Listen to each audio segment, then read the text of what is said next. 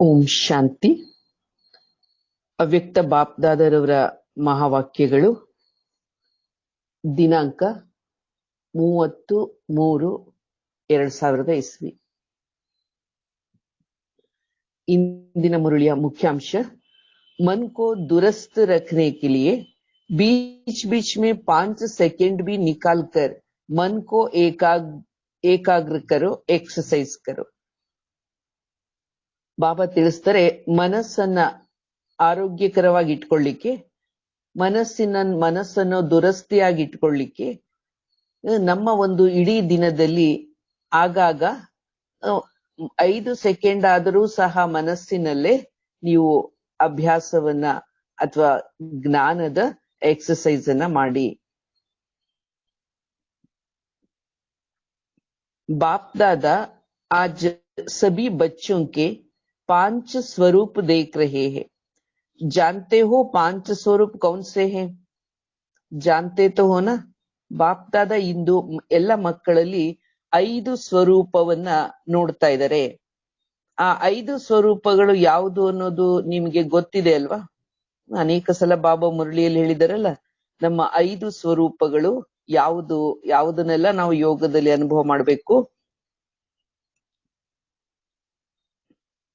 ಬಾಬಾ ತಿಳಿಸ್ತಾರೆ, ಪಂಚಮುಖಿ ಬ್ರಹ್ಮನ ಪೂಜೆ ನಡೆಯುತ್ತಲ್ಲ, ಅಂದ್ರೆ ಬ್ರಹ್ಮನ ಚತುರ್ಮುಖ ಬ್ರಹ್ಮ, ಪಂಚಮುಖ ಬ್ರಹ್ಮ ಅಂತ ಹೇಳ್ತಾರೆ. ಪಂಚಮುಖ ಬ್ರಹ್ಮ ಇದ್ದಾನೆ, ಆದ್ರೆ ಅವನ ಒಂದು 5ನೇ ಮುಖವನ್ನ ಶಿವ ತನ್ನ ಒಂದು ಭಿಕ್ಷಾ ಪಾತ್ರೆಯನ್ನಾಗಿ, ಬ್ರಹ್ಮ ಕಪಾಲವನ್ನಾಗಿ ಮಾಡ್ಕೊಂಡಿದ್ದಾರೆ ಅಂತ ತೋರಿಸ್ತಾರೆ. ಅಂದ್ರೆ ಒಟ್ಟಿನಲ್ಲಿ ಬ್ರಹ್ಮನಿಗೆ 5 ಮುಖ ಇದೆ ಎನ್ನುವುದಕ್ಕೆ ಗಾಯನ ಪೂಜನೆ ಇದೆ. ಅದರ ಅರ್ಥ ಬಾಬಾ ತಿಳಿಸ್ತಾ ಇದ್ದಾರೆ. ಹಾಗೆ ನೀವೆಲ್ಲ ಬ್ರಾಹ್ಮಣರಿಗೂ ಸಹ 5 ಸ್ವರೂಪ ಅರ್ಥಾತ್ ಪಂಚಮುಖಗಳಿದೆ. ಈಗ ಆ 5 ಮುಖಗಳು, ಆ 5 ಸ್ವರೂಪಗಳನ್ನ ಬಾಬಾ ವಿವರಿಸ್ತಾರೆ. ಮೊದಲನೇದಾಗಿ ಅನಾದಿಯಾದ ಜ್ಯೋತಿ ಸ್ವರೂಪ. ಅನಾದಿಯಾದ ಜ್ಯೋತಿ ಸ್ವರೂಪ, ಅನಾದಿ ಅರ್ಥಾತ್ ಪರಂಧಾಮ, ಅದಕ್ಕೆ ಆದಿ ಅಂತ್ಯಗಳೇ ಇಲ್ಲ, ಅದು ಶಾಶ್ವತ ಅವಿನಾಶಿಯಾದ ಧಾಮ. ಅಲ್ಲಿರುವಾಗ ನಾವು ಆತ್ಮಗಳು ಅವಿನಾಶಿಯಾಗಿದ್ದೇವೆ ಮತ್ತು ನಮ್ಮ ಅವಿನಾಶಿ ಆತ್ಮಗಳ ಆದಿ ಅಂತ್ಯಗಳೇ ಇಲ್ಲದ ನಮ್ಮ ಆತ್ಮದ ಸ್ವರೂಪ ಜ್ಯೋತಿರ್ಬಿಂದು ಸ್ವರೂಪ. ನೆನಪಿದೆ ಅಲ್ವಾ ನೀವು ಜ್ಯೋತಿ ಸ್ವರೂಪ ಅಂತಕ್ಕಂತಹದ್ದು, ಅಥವಾ ಮರೆತು ಹೋಗಿದ್ದೀರಾ? ಇನ್ನು ಬಾಬಾ 2ನೆಯ ಸ್ವರೂಪವನ್ನ ತಿಳಿಸ್ತಾರೆ, ಆದಿ ದೇವತಾ ಸ್ವರೂಪ. ಮತ್ತು ಅನಾದಿ ಪರಂಧಾಮದಿಂದ ಈ ಸಾಕಾರ ಸೃಷ್ಟಿಗೆ ಬಂದಾಗ ಸತ್ಯ ತ್ರೇತಾ ದ್ವಾಪರ ಕಲಿಯುಗ ಅಂತ ಚತುರ್ಯುಗಗಳಲ್ಲಿ ಬರ್ತೀವಿ.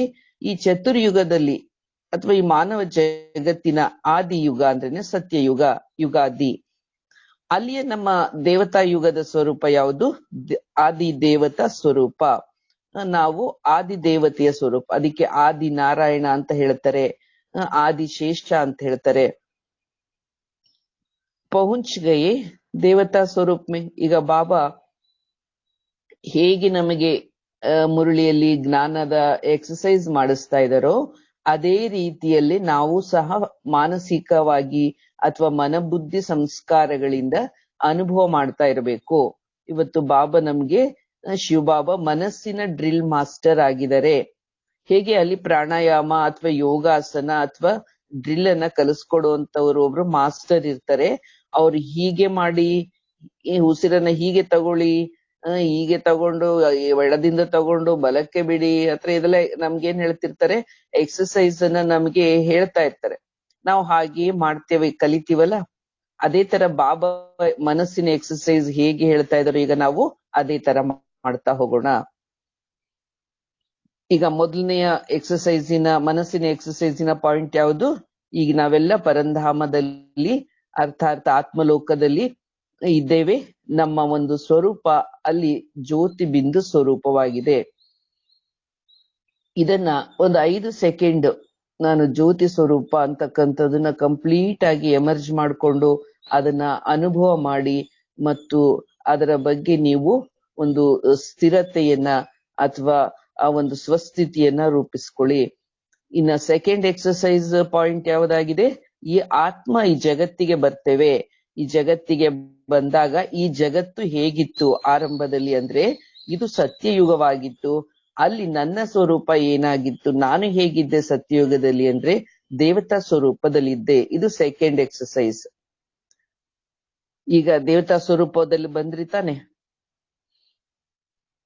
ಮೂರನೇದು ದ್ವಾಪರ ಯುಗ मध्य में ಪೂಜ್ಯ ಸ್ವರೂಪ ಹೇ ವೋ ಬಿ ಯಾದ್ ಹೇ. ಮತ್ತೆ ನೀವು ಸತ್ಯ ತ್ರೇತ ಎರಡು ಯುಗದಲ್ಲಿ ನೀವು ದೇವತಾ ಸ್ವರೂಪದಲ್ಲಿ ಇರ್ತೀರಿ. ಆಮೇಲೆ ಮಧ್ಯಕಾಲ ದ್ವಾಪರ ಯುಗದಲ್ಲಿ ನೀವು ಅದೇ ದೇವತೆಗಳು ಚೈತನ್ಯವಾಗಿದ್ದವರನ್ನ, ಆ ದೇವತೆಯ ಜಡ ವಿಗ್ರಹಗಳನ್ನ, ಮೂರ್ತಿಗಳನ್ನ ಮಾಡಿ ಅದನ್ನ ಪೂಜಿಸ್ತಾರೆ. ಅಂದ್ರೆ ನಿಮ್ಮದೇ ಅಲ್ಲೇನಾಯ್ತು, ಜಡ ರೂಪದಲ್ಲಿ ಚೈತನ್ಯವಾಗಿದ್ದವರನ್ನ ಪೂಜ್ಯ ಸ್ವರೂಪದಲ್ಲಿ ಪೂಜೆ ಮಾಡ್ತಾ ಇದ್ದಾರೆ. आप सबकी पूजा होती है ना, कि ಭಾರತವಾಸಿयों की होती है, आपकी पूजा होती है ना. ಬಾಬಾ ಹೇಳ್ತಾರೆ ಈಗ ಪೂಜೆ ಅಂತಕ್ಕಂಥದ್ದು, ಈಗ ನಿಮ್ಮ ಪೂಜೆ ಅಂತಂದ್ರೆ ಕೇವಲ ಭಾರತೀಯರಲ್ಲ, ವಿಶ್ವದಾದ್ಯಂತ ಇರ್ತಕ್ಕಂಥ ಎಲ್ಲ ಜ್ಞಾನಿಗಳು, ಆತ್ಮಜ್ಞಾನಿ ಬ್ರಾಹ್ಮಣ ಆತ್ಮಗಳದ್ದು ಪೂಜೆ ನಡೆಯುತ್ತೆ. ಹೀಗೆ ಇದು ನಮ್ದು ಪೂಜ್ಯ ಸ್ವರೂಪ ಮೂರನೇದಾಯ್ತು. ಚೌಥ ಸಂಗಮಯುಗಿ ಬ್ರಾಹ್ಮಣ ಅವ್ರ ಲಾಸ್ಟ್ ಮೇ ಹೇ ಫರಿಷ್ಠಾ ಸ್ವರೂಪ್. ಈಗ ನಾಲ್ಕನೇದು ನಮ್ಮ ಒಂದು ಎಕ್ಸಸೈಸ್ ಪಾಯಿಂಟ್ ಅಂದ್ರೆ ಸಂಗಮ ಯುಗದ ಬ್ರಾಹ್ಮಣ ಸ್ವರೂಪರು. ಸಂಗಮ ಯುಗದಲ್ಲಿ ನಾವು ಬ್ರಾಹ್ಮಣ ಆತ್ಮ. ಬ್ರಾಹ್ಮಣ ಅಂದ್ರೇನು, ಇಲ್ಲಿ ಜಾತಿ ಜನಿವಾರ ಜುಟ್ಟು ಈ ಅರ್ಥದಲ್ಲಿ ಸಾಂಪ್ರದಾಯಿಕವಾದ ಅಥವಾ ಭೌತಿಕ ದೃಷ್ಟಿಕೋನದ ಬ್ರಾಹ್ಮಣ ಅಲ್ಲ. ಇಲ್ಲಿ ನಮಗೆಲ್ಲ ಗೊತ್ತಿದಂತೆ ಬ್ರಹ್ಮಾರವರ ಮುಖಕಮಲದಿಂದ ನಾವು ಬ್ರಹ್ಮಜ್ಞಾನವನ್ನ ತಿಳಿದು ಏನಾಗಿದ್ದೀವಿ, ನಾವು ಮಾನಸ ಪುತ್ರರು. ಅಥವಾ ಬ್ರಹ್ಮನ ಮುಖಕಮಲದಿಂದ ನಾವು ಜ್ಞಾನ ಕೇಳಿ ಜನಿಸಿದಂತಹ ದ್ವಿಜರು. ಅರ್ಥಾತ್ ಆತ್ಮ ಪರಮಾತ್ಮನ ಜ್ಞಾನವನ್ನು ನಿಶ್ಚಯ ಮಾಡಿ ಅನುಭವ ಮಾಡ್ತಾ ಇರುವಂತವ್ರು. ಹೀಗೆ ಆತ್ಮ ಪರಮಾತ್ಮನ ಜ್ಞಾನ ಪಡೆದವರನ್ನ ಬ್ರಹ್ಮಜ್ಞಾನಿಗಳು ಅರ್ಥಾತ್ ಬ್ರಾಹ್ಮಣ ಅಂತ ಕರೆಯಲಾಗುತ್ತೆ. ಈ ಅರ್ಥದಲ್ಲಿ ನಾವೆಲ್ಲ ಸಂಗಮಯುಗಿ ಬ್ರಾಹ್ಮಣ ಸ್ವರೂಪರು. ಇದು ಸಂಗಮ ಯುಗದ ನೀವು ಬ್ರಾಹ್ಮಣ ಸ್ವರೂಪದ ನಿಮ್ಮ ಒಂದು ಎಕ್ಸಸೈಸ್. ಮತ್ತು ಐದನೆಯದಾಗಿ ಕೊನೆಯದಾಗಿ ಫರಿಷ್ಠಾ ಸ್ವರೂಪ್. ನೀವು ಫರಿಷ್ಠೆಗಳು. ಫರಿಷ್ಠಾ ಅಂದ್ರೆ ತೋರಿಸ್ತಾರಲ್ಲ, ಏಂಜಲ್ಸ್ ಅಂದ್ರೆ ಅವರಿಗೆ ರೆಕ್ಕೆಗಳಿದೆ, ಅವರು ಹಾರುವ ದೇವತೆಗಳಾಗಿರ್ತಾರೆ. ಅವರು ಬೇಕಾದಲ್ಲಿ ಪ್ರಕಟವಾಗ್ತಾರೆ. ಅವರಿಗೆ ವರದಾನವನ್ನ ಕೊಟ್ಟ ತಕ್ಷಣವೇ ಅವ್ರೇನಾಗ್ತಾರೆ, ಅದೃಶ್ಯವಾಗ್ತಾರೆ. ಅಂದ್ರೆ ರೆಕ್ಕೆಗಳಿಂದ ಹಾರಿ ಅವರು ಅಲ್ಲಿಂದ ಮಾಯವಾಗ್ಬಿಡ್ತಾರೆ, ಅದೃಶ್ಯವಾಗ್ಬಿಡ್ತಾರೆ ಅಂತ ಕೇಳಿದ್ದೀರಾ. ಹಾಗೆಯೇ ಈಗ ನೀವು ಸಹ ಫರಿಷ್ಠಾ ಸ್ವರೂಪ ಅಂದ್ರೆ ನೀವು ದೇವದೂತರು. ಭಗವಂತ ನಿಮ್ಮನ್ನ ಈ ಜಗತ್ತಿಗೆ ಈ ಸಂಗಮ ಯುಗದಲ್ಲಿ ನೀವು ಮೊದಲು ನಿಮ್ಮ ಪುರುಷಾರ್ಥಿ ಸ್ವರೂಪ ಅಂದ್ರೆ ಬ್ರಾಹ್ಮಣ ರೂಪದಲ್ಲಿ, ಆನಂತರ ನೀವು ಸೇವಾ ಸ್ವರೂಪದಲ್ಲಿ ಯಾವಾಗ ಬರ್ತಿರೋ ಅಂದ್ರೆ ಬ್ರಾಹ್ಮಣತ್ವದ ಒಂದು ಕಂಪ್ಲೀಟ್ ಸಂಪನ್ನತೆಯಲ್ಲಿ ಬರ್ತಿರೋ, ಆಗ ಭಗವಂತ ನಮ್ಮನ್ನ ಫರಿಷ್ಠಾ ಮಾಡ್ಕೊಳ್ತಾರೆ. ತನ್ನ ದೇವದೂತರನ್ನಾಗಿ ಮಾಡಿಕೊಂಡು ತನ್ನ ಈ ಸಾಕಾರ ಜಗತ್ತಿನ ಸೇವೆಯನ್ನ ಫರಿಷ್ಠೆಗಳ ಮೂಲಕ ಮಾಡಿಸ್ತಾರೆ. ಆದ್ರಿಂದ ಫರಿಷ್ಠೆ ಅಂದ್ರೆ ಯಾರು ಏನು ಅನ್ನೋದ್ರ ಬಗ್ಗೆ ಅದ್ರ ಪರಿಭಾಷೆನೂ ಇತ್ತೀಚಿನ ವಾಣಿನಲ್ಲಿ ಕೇಳಿದ್ದೀರಿ. ಈ ರೀತಿ ಬಾಬಾ ಹೇಳ್ತಾರೆ, ನೀವು 5 ಎಕ್ಸಸೈಸ್ ಅನ್ನ ಮಾಡಿ. ಅಂದ್ರೆ ಇಡೀ ದಿನದಲ್ಲಿ ಈ 5 ಪಾಯಿಂಟ್ ಅನ್ನ ನೀವು ನಿಮ್ಮ ಸ್ವರೂಪವನ್ನ ನೆನಪಿಸ್ಕೊಳ್ರಿ. ಅಥವಾ ಈ 5 ಸ್ವರೂಪದಲ್ಲಿ ಒಂದು ಸಲ ಸ್ಥಿತ ಆಗಿ ಈ 5 ಪಾಯಿಂಟ್ಗಳನ್ನ 5 ಸ್ವರೂಪಗಳನ್ನ ನೀವು ಒಂದು ಸಲ ನೆನಪು ಮಾಡ್ಕೊಳ್ಳೋದು ಅಂತಂದ್ರೆ ಅದು ಒಂದು ರೌಂಡ್, ಒಂದು ಆವೃತ್ತಿ ಅಂತಾಯ್ತು. ಹೇಗೆ ಹೇಳ್ಕೊಟ್ರು ತಾನೆ, ಪ್ರಾಣಾಯಾಮ ಮಾಡ್ಬೇಕಾದ್ರೆ ಹೀಗೆ ಮಾಡಿದ್ರೆ ಅದು ಒಂದು ಸುತ್ತು ಅಂತ. ಹಾಗೇನೆ ನಾವು ಮೊದಲನೇದಾಗಿ ಆತ್ಮ ಜ್ಯೋತಿ ಸ್ವರೂಪರಾಗಿದ್ದೇವೆ, ಅನಾದಿಯಲ್ಲಿ ಜ್ಯೋತಿರ್ಬಿಂದು ಸ್ವರೂಪ. ಎರಡನೇದಾಗಿ ಸತ್ಯಯುಗದಲ್ಲಿ ತ್ರೇತಾಯುಗದಲ್ಲಿ ದೇವತಾ ಸ್ವರೂಪ. ಮೂರನೇದಾಗಿ ದ್ವಾಪರ ಯುಗದಲ್ಲಿ ಪೂಜ್ಯ ಸ್ವರೂಪ. ನಾಲ್ಕನೇದಾಗಿ ಸಂಗಮ ಯುಗದ ಬ್ರಾಹ್ಮಣ ಸ್ವರೂಪ. ಐದನೇದಾಗಿ ನಾವು ಸಂಗಮ ಯುಗದಿಂದಲೂ ನಾವು ಮೇಲೇಳ್ತೀವಿ, ಅದೇ ನಮ್ಮ ಫರಿಷ್ಠಾ ಸ್ವರೂಪ. ಅಂದ್ರೆ ಆಗ ನಾವು ಭಗವಂತನ ಕೈಗಳಲ್ಲಿ ಅವನ ಸೇವೆ, ಬಾಬಾ ಹೇಳಿದಂತಹ ಆರ್ಡರ್ ಅನ್ನ ಪಾಲಿಸ್ಲಿಕ್ಕೆ ಅದೊಂದು ಅಂತಿಮವಾದ ನಮ್ಮ ಸ್ವರೂಪ. ಬಾಬಾ ಕೇಳುತ್ತಾರೆ, ಈ ರೀತಿ 5 ಸ್ವರೂಪಗಳು ಈಗ ನಿಮ್ಗೆ ನೆನಪಾಗ್ತಾ ಇದೆಯಾ? ಹೀಗೆ ಇಡೀ ದಿನದಲ್ಲಿ ಬಾಬಾ ಹೇಳ್ತಾರೆ, ಒಂದೊಂದು ಸ್ವರೂಪಕ್ಕೆ 1 ಸೆಕೆಂಡ್, ಅಂದ್ರೆ ಅದನ್ನ ನೀವು ನೆನೆಸ್ಕೊಳ್ಳೋಕೆ ಎಷ್ಟೊತ್ತಾಗುತ್ತೆ? ಏನಾದ್ರು ನೆನಪು ಬರ್ಬೇಕು ಅಂದ್ರೆ 1 ಸೆಕೆಂಡ್ ಸಾಕು. ಹಾಗೇನೆ ನೀವು ಅಂದ್ರೆ ಕರ್ಮಗಳನ್ನ ಮಾಡ್ತಾನೆ, ಇದಕ್ಕಾಗಿ ನೀವು 5 ಸೆಕೆಂಡ್ಗೋಸ್ಕರ ಎಲ್ಲಿ ಕೂತ್ಕೊಳ್ಳೋಕಾಗತ್ತೆ? 5 ಸೆಕೆಂಡ್ಗೋಸ್ಕರ ನೀವು ಕೂತ್ಕೊಳ್ಳೋಕೆನೆ 1 ನಿಮಿಷ ಅಂತೂ ಬೇಕು. ಏನೋ ಕೆಲಸ ಮಾಡ್ತಿರ್ತೀರಿ ಸರಿಯಾಗಿ ಕೂತ್ಕೊಳ್ಳೋಕೆ. ಆದ್ರಿಂದ ಇದು ಕೂತ್ಕೊಂಡ್ ಮಾಡುವ ಯೋಗ ಬಾಬಾ ಹೇಳ್ತಾ ಇಲ್ಲ. ನೀವು ನಿತ್ಯ ನಿರಂತರ ನಿಮ್ಮ ದೈನಂದಿನ ಕೆಲಸ ಕಾರ್ಯಗಳಲ್ಲಿ, ಚಟುವಟಿಕೆಗಳಲ್ಲಿ, ಕಾರ್ಯಗಳಲ್ಲಿ ಜವಾಬ್ದಾರಿಗಳನ್ನ ನಿಭಾಯಿಸ್ತಾ ಇದ್ಕೊಂಡೇನೆ ಮಾನಸಿಕವಾದ ಎಕ್ಸರ್ಸೈಸ್ ಬಾಬಾ ಹೇಳ್ತಿರೋದು. ಅಂದ್ರೆ ಈ ಕೆಲಸ ಕಾರ್ಯಗಳನ್ನ ಮಾಡ್ತಾ ಮಾಡ್ತಾ ಹಾಗೆ ನಿಮ್ಮ ಮನಸ್ಸನ್ನ ನೀವು ಆಗಾಗ್ಗೆ ಬಿಡುವು ಮಾಡ್ಕೊಳುತ್ತಾ, ಏಕೆಂದ್ರೆ ಅಲ್ಲಿ ಇಲ್ಲಿ ತೊಡಗಿರುತ್ತಲ್ಲ, ಈ 5 ಎಕ್ಸರ್ಸೈಸ್ ಅನ್ನ ಮಾಡಿ. ಅಂದ್ರೆ ಈ 5 ಸ್ವರೂಪವನ್ನ ಆಗಾಗ್ಗೆ ಮಾಡಿ. 5 ಸ್ವರೂಪವನ್ನ ನೀವು 5 ಸೆಕೆಂಡಿನೊಳಗೇನೆ ನೀವು ಒಂದು ಸುತ್ತನ್ನ ಮಾಡಬಹುದು. ಅಥವಾ ನೀವು ಅದನ್ನ ಇನ್ನು ನಿಧಾನವಾಗಿ ಅನುಭವಿತವಾಗಿ ಮಾಡ್ತೀವಿ ಅಂದ್ರೆ ಇನ್ನೂ ಪದೇ ಪದೇ ಅದೇ ಅನೇಕ ಸುತ್ತುಗಳನ್ನ ಮಾಡಿ. आज 1 सेकेंड में या 5 ही रूपों में अपने को अनुभव कर सकते हो. 1 2 3 4 5 तो कर सकते हो ना? ಹೇಗೆ ಎಕ್ಸರ್ಸೈಸ್ಗೆ 1 2 3 ಅಂತೆಲ್ಲ ಅವ್ರು ಹೇಳ್ತಾ ಇರ್ತಾರೆ, ಆಗ ಕಲಿತಕ್ಕಂಥವ್ರೆಲ್ಲ ಅದಕ್ಕೆ 1 ಅಂದ್ರೆ ಯಾವುದೋ ಒಂದು ಶರೀರದ ಪೋಸ್ ಅಲ್ಲಿ ಬರ್ಬೇಕು ಅಂತೆಲ್ಲ ಅವ್ರಿಗೆ ಹೇಳ್ಕೊಟ್ಟಿರ್ತಾರಲ್ಲ, ಆ ರೀತಿನಲ್ಲಿ ಬಾಬಾ ಹೇಳ್ತಾರೆ 1 ಅಂದ್ರೆ ಏನು? ಅನಾದಿ ಜ್ಯೋತಿ ಸ್ವರೂಪ. 2 ಅಂದ ತಕ್ಷಣ ಆದಿ ದೇವತಾ ಸ್ವರೂಪ. ಮತ್ತೆ 3 ಅಂದ ತಕ್ಷಣ ದ್ವಾಪರ ಯುಗದಲ್ಲಿ ನಾನು ಪೂಜ್ಯ ಸ್ವರೂಪ. ಅಂದ್ರೆ ದ್ವಾಪರ ಯುಗದಿಂದಲೂ ನಾವು ಪೂಜ್ಯ ಸ್ವರೂಪದಿಂದ ಭಕ್ತರಿಗೆ ವರದಾನ ಕೊಡ್ತೇವೆ. ಭಕ್ತಿ ಮಾರ್ಗದಲ್ಲಿ ಅನೇಕ ಶಕ್ತಿಗಳು, ದೇವರ ಶಕ್ತಿ ನಡೆಯುತ್ತೆ ಅಂತ ನಂಬ್ತಾರೆ. ಅದು ದ್ವಾಪರ ಕಲಿಯುಗದಲ್ಲಿ ಅದೂ ಸಹ ನಮ್ದೊಂದು ಸೇವೆನೇ ಆಗಿರುತ್ತೆ. ಮತ್ತು 4ನೇದಾಗಿ ಸಂಗಮ ಯುಗದ 3 ಅಂತ ತಕ್ಷಣ ಪೂಜ್ಯ ಸ್ವರೂಪ, 4 ಅಂದ ತಕ್ಷಣ ಬ್ರಾಹ್ಮಣ ಸ್ವರೂಪ, 5 ಅಂದ ತಕ್ಷಣ ಫರಿಷ್ಠಾ ಸ್ವರೂಪ, ದೇವದೂತ. ಈ ರೀತಿನಲ್ಲಿ 1 2 3 4 5 ಅಂತ ಬಾಬಾ ಎಷ್ಟು ಸಹಜಗೊಳಿಸಿ ನಮಗೆ ಹೇಳ್ಕೊಟ್ಟಿದ್ದಾರೆ. ಅಂದ್ರೆ ನಾವು ಸಹ ಅಷ್ಟು ಈಸಿಯಾಗಿ 5 ಪಾಯಿಂಟ್ಗಳನ್ನ ಒಂದಾದ್ಮೇಲೆ ಒಂದು ಸರ್ ಅಂತ ನಮ್ಮ ಬುದ್ಧಿನಲ್ಲಿ ಸ್ವರೂಪದಲ್ಲಿ ಅನುಭವ ಆಗ್ಬೇಕು. ಅದು ನಮ್ಗೆ ಪದೇ ಪದೇ ಅನುಭವ ಮಾಡ್ಬೇಕು. ಇದ್ರ ಬಗ್ಗೆ ನಾವು ಅಟೆನ್ಷನ್ ಕೊಡ್ಬೇಕು, ಇಂಪಾರ್ಟೆನ್ಸ್ ಕೊಡ್ಬೇಕು, ಇಂಟ್ರೆಸ್ಟ್ ಕೊಡ್ಬೇಕು. ಅವಾಗ ಇದು ನಮಗೆ ಸ್ವರೂಪದಲ್ಲಿ, ಸಂಸ್ಕಾರದಲ್ಲಿ ದಾಖಲೆ ಆಗುತ್ತೆ. ಇದು ಬಹಳ ಮುಖ್ಯವಾಗಿರ್ತಕ್ಕಂತಹದ್ದು. ಆದ್ರಿಂದ ಈ 5 ಸ್ವರೂಪ ನಿಮಗೆ ಎಷ್ಟು ಇಷ್ಟವಾಯ್ತು ಅಂತ ಬಾಬಾ ಕೇಳ್ತಾರೆ. ಅಂದ್ರೆ ಬಾಬಾ ಹೇಳ್ತಾ ಇದಾರೆ ಸರಿ, ಬಾಬಾರವ್ರಿಗಂತೂ ಇದು ಬಹಳನೇ ಮಹತ್ವ ಅಂತ ಅನ್ಸಿದೆ. ಆದ್ರೆ ಕೇಳ್ತಕ್ಕಂಥವ್ರು ನಾವಲ್ಲ, ಪೇಷಂಟ್ ನಾವಲ್ಲ. ನಮ್ಗೂ ಇಷ್ಟ ಆಗ್ಬೇಕಲ್ಲ ಬಾಬಾ ಹೇಳಿರ್ತಕ್ಕಂಥ ಈ ಎಕ್ಸರ್ಸೈಸ್. ನಿಮ್ಗೆಲ್ಲ ಒಪ್ಪಿಗೆ ಇಷ್ಟ ಆಗುತ್ತಾ ಇದು ಅಂತ ಬಾಬಾ ಕೇಳ್ತಿದ್ದಾರೆ. ಜಬ್ ಚಾಹೋ ಜಿಸ್ ಬಿ ರೂಪ್ ಮೇ ಸ್ಥಿತ ಹೋನೆ ಚಾಹೋ ಸೋಚಾ ಅವರ ಅನುಭವ ಕಿಯಾ. ಇದನ್ನ ನೀವು ಹೇಗ್ ಮಾಡ್ಕೋಬಹುದು ಅಂದ್ರೆ, ಈ ಒಂದರಲ್ಲಿ ಈಗ ಜ್ಯೋತಿ ಸ್ವರೂಪದಲ್ಲೇ ಹೆಚ್ಚು ಕಾಲ ಇರ್ಬೇಕು ಅಂತ ಅನ್ಸಿದ್ರೆ ಆ ರೂಪದಲ್ಲೇ ನೀವು ಹೆಚ್ಚು ಕಾಲ ಸ್ಥಿತ ಆಗಿ, ನೀವು ಅಂದ್ಕೊಳ್ಳೋದು ಅನುಭವ ಮಾಡೋದು 2 ಈಕ್ವಲ್ ಟೈಮಲ್ಲೇ ಆಗ್ಬೇಕು. ನಾನು ಜ್ಯೋತಿರ್ಬಿಂದು ಸ್ವರೂಪ ಪರಮಾತ್ಮನ ಜೊತೆನಲ್ಲಿ ಪರಂಧಾಮದಲ್ಲಿ ಇದ್ದೀನಿ ಅಂತ ನೀವು ಸಂಕಲ್ಪ ಮಾಡುವುದರ ಜೊತೆಗೆ ಅಲ್ಲಿ ತಲುಪಿ ಆ ಅನುಭವನೂ ಮಾಡ್ತಾ ಆ ಎನರ್ಜಿಯನ್ನು ಫೀಲ್ ಮಾಡ್ಬೇಕು. ಆ ಎಕ್ಸರ್ಸೈಸ್ ಇಂದ ಸಿಗ್ತಕ್ಕಂತಹ ಒಂದು ಮನಸ್ಸಿನ ರಿಪೇರಿ, ಮನಸ್ಸಿನ ದುರಸ್ತಿ, ಅದು ಸಹ ನಡೆದು ಮನಸ್ಸಿಗೆ ಬೇಕಾದ ಶಕ್ತಿಗಳು ದೊರಕಿರ್ಬೇಕು. ಹೇಗೆ ಸುಮ್ನೆ ಪ್ರಾಣಾಯಾಮ ಮಾಡುತ್ತೀವಿ, ಏನು ಅದರಿಂದ ಪರಿಣಾಮ ಇಲ್ಲ ಅಂತ ಆಗಲ್ಲ ತಾನೆ. ಅದರಿಂದ ಪ್ರಭಾವ, ಪರಿಣಾಮ, ಫಲಿತಾಂಶ ಇರುತ್ತೆ. ಅದಕ್ಕೋಸ್ಕರನೇ ಮಾಡ್ತಾರೆ ತಾನೆ ಎಕ್ಸರ್ಸೈಸ್. ಹೀಗೆ ಬಾಬನೂ ಸಹ ಸುಮ್ನೆ ಹೇಳ್ತಿಲ್ಲ, ಇದರ ಪ್ರಭಾವ ಇದೆ, ಇದರ ಫಲಿತಾಂಶ ಇದೆ, ಅದಕ್ಕೋಸ್ಕರ ಇದನ್ನ ನೀವು ಮಾಡ್ತಾ ಇರಿ ಅಂತ ಬಾಬಾ ಹೇಳ್ತಾರೆ.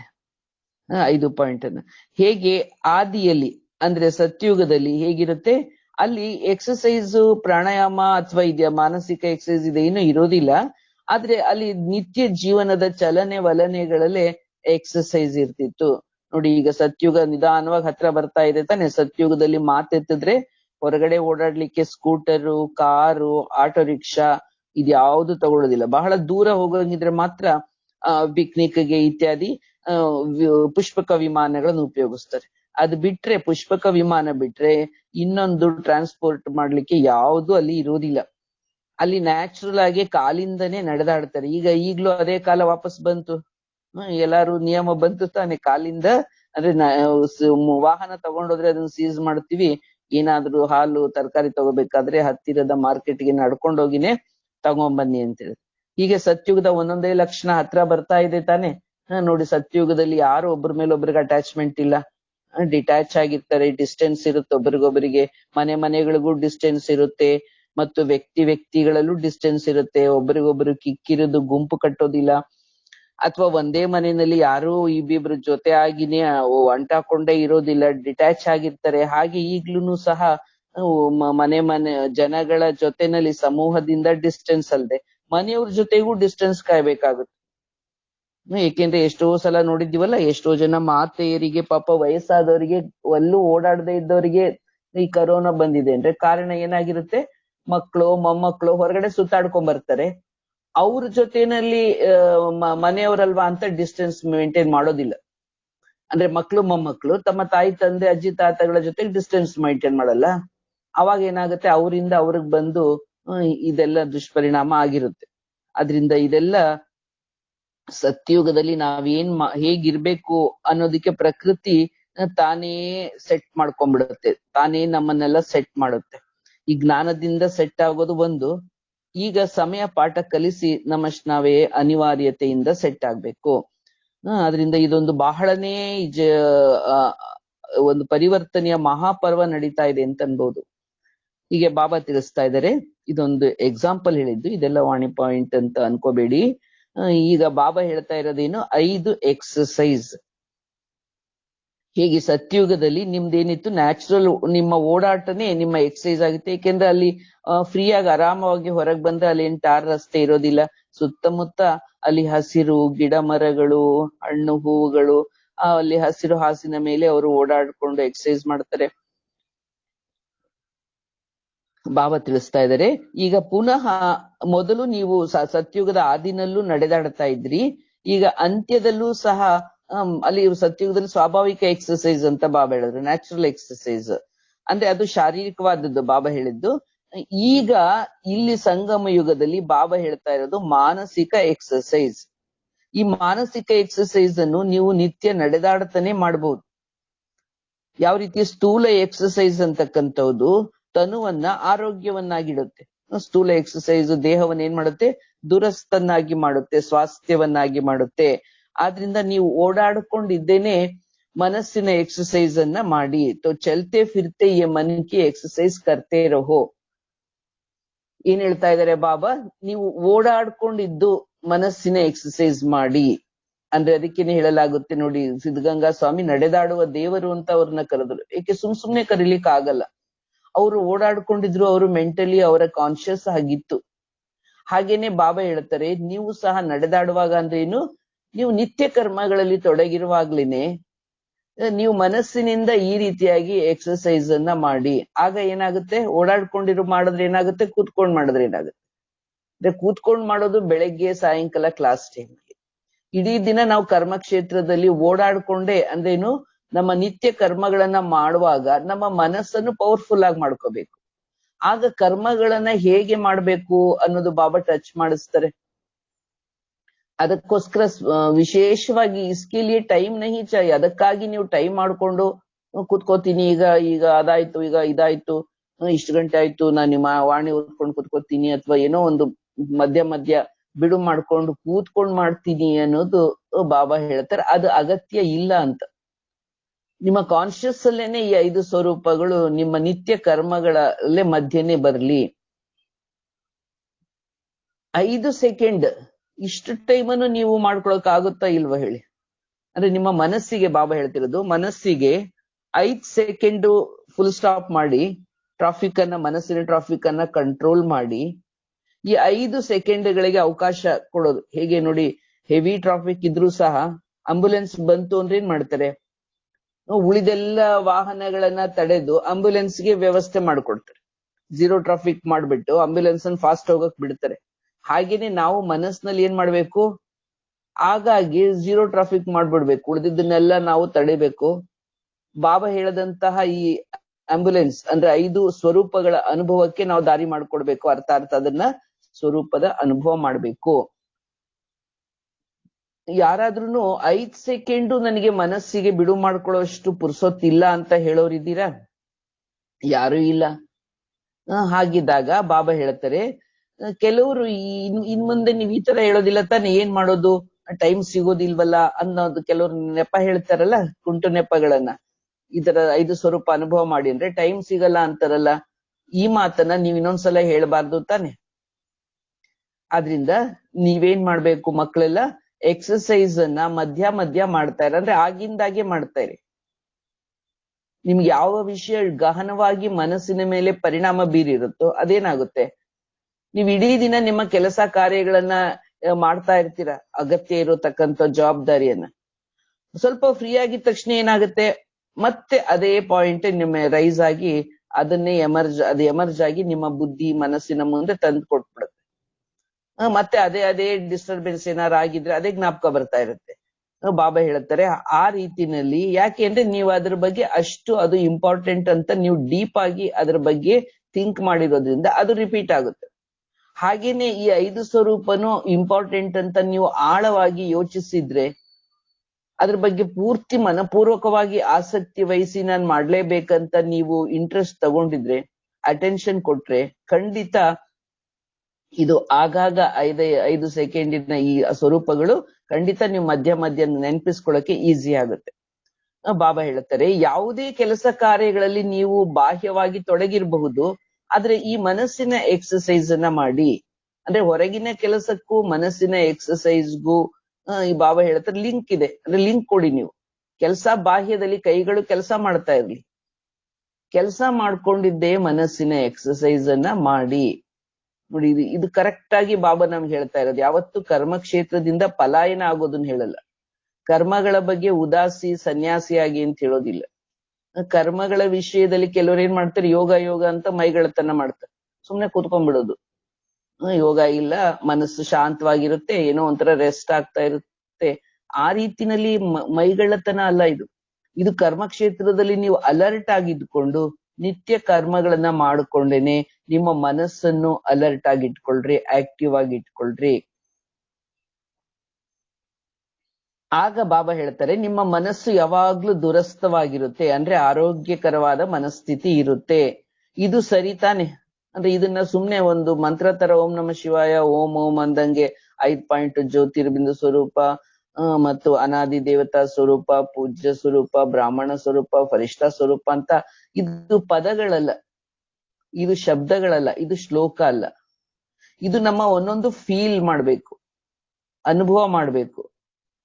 ಅದರ ಸ್ವರೂಪದಿಂದ ನಮ್ಗೊಂದು ಎಕ್ಸ್ಟ್ರಾ ಎನರ್ಜಿ ಮತ್ತು ಎಕ್ಸ್ಟ್ರಾ ನಮಗೆ ಅನುಭವ ಆಗುತ್ತೆ, ಪಾಸಿಟಿವ್ ಎನರ್ಜಿ ಬರುತ್ತೆ. ಭಗವಂತನ ಜೊತೆಗೆ ನಾವು ಲಿಂಕ್ ಆಗ್ತೀವಿ.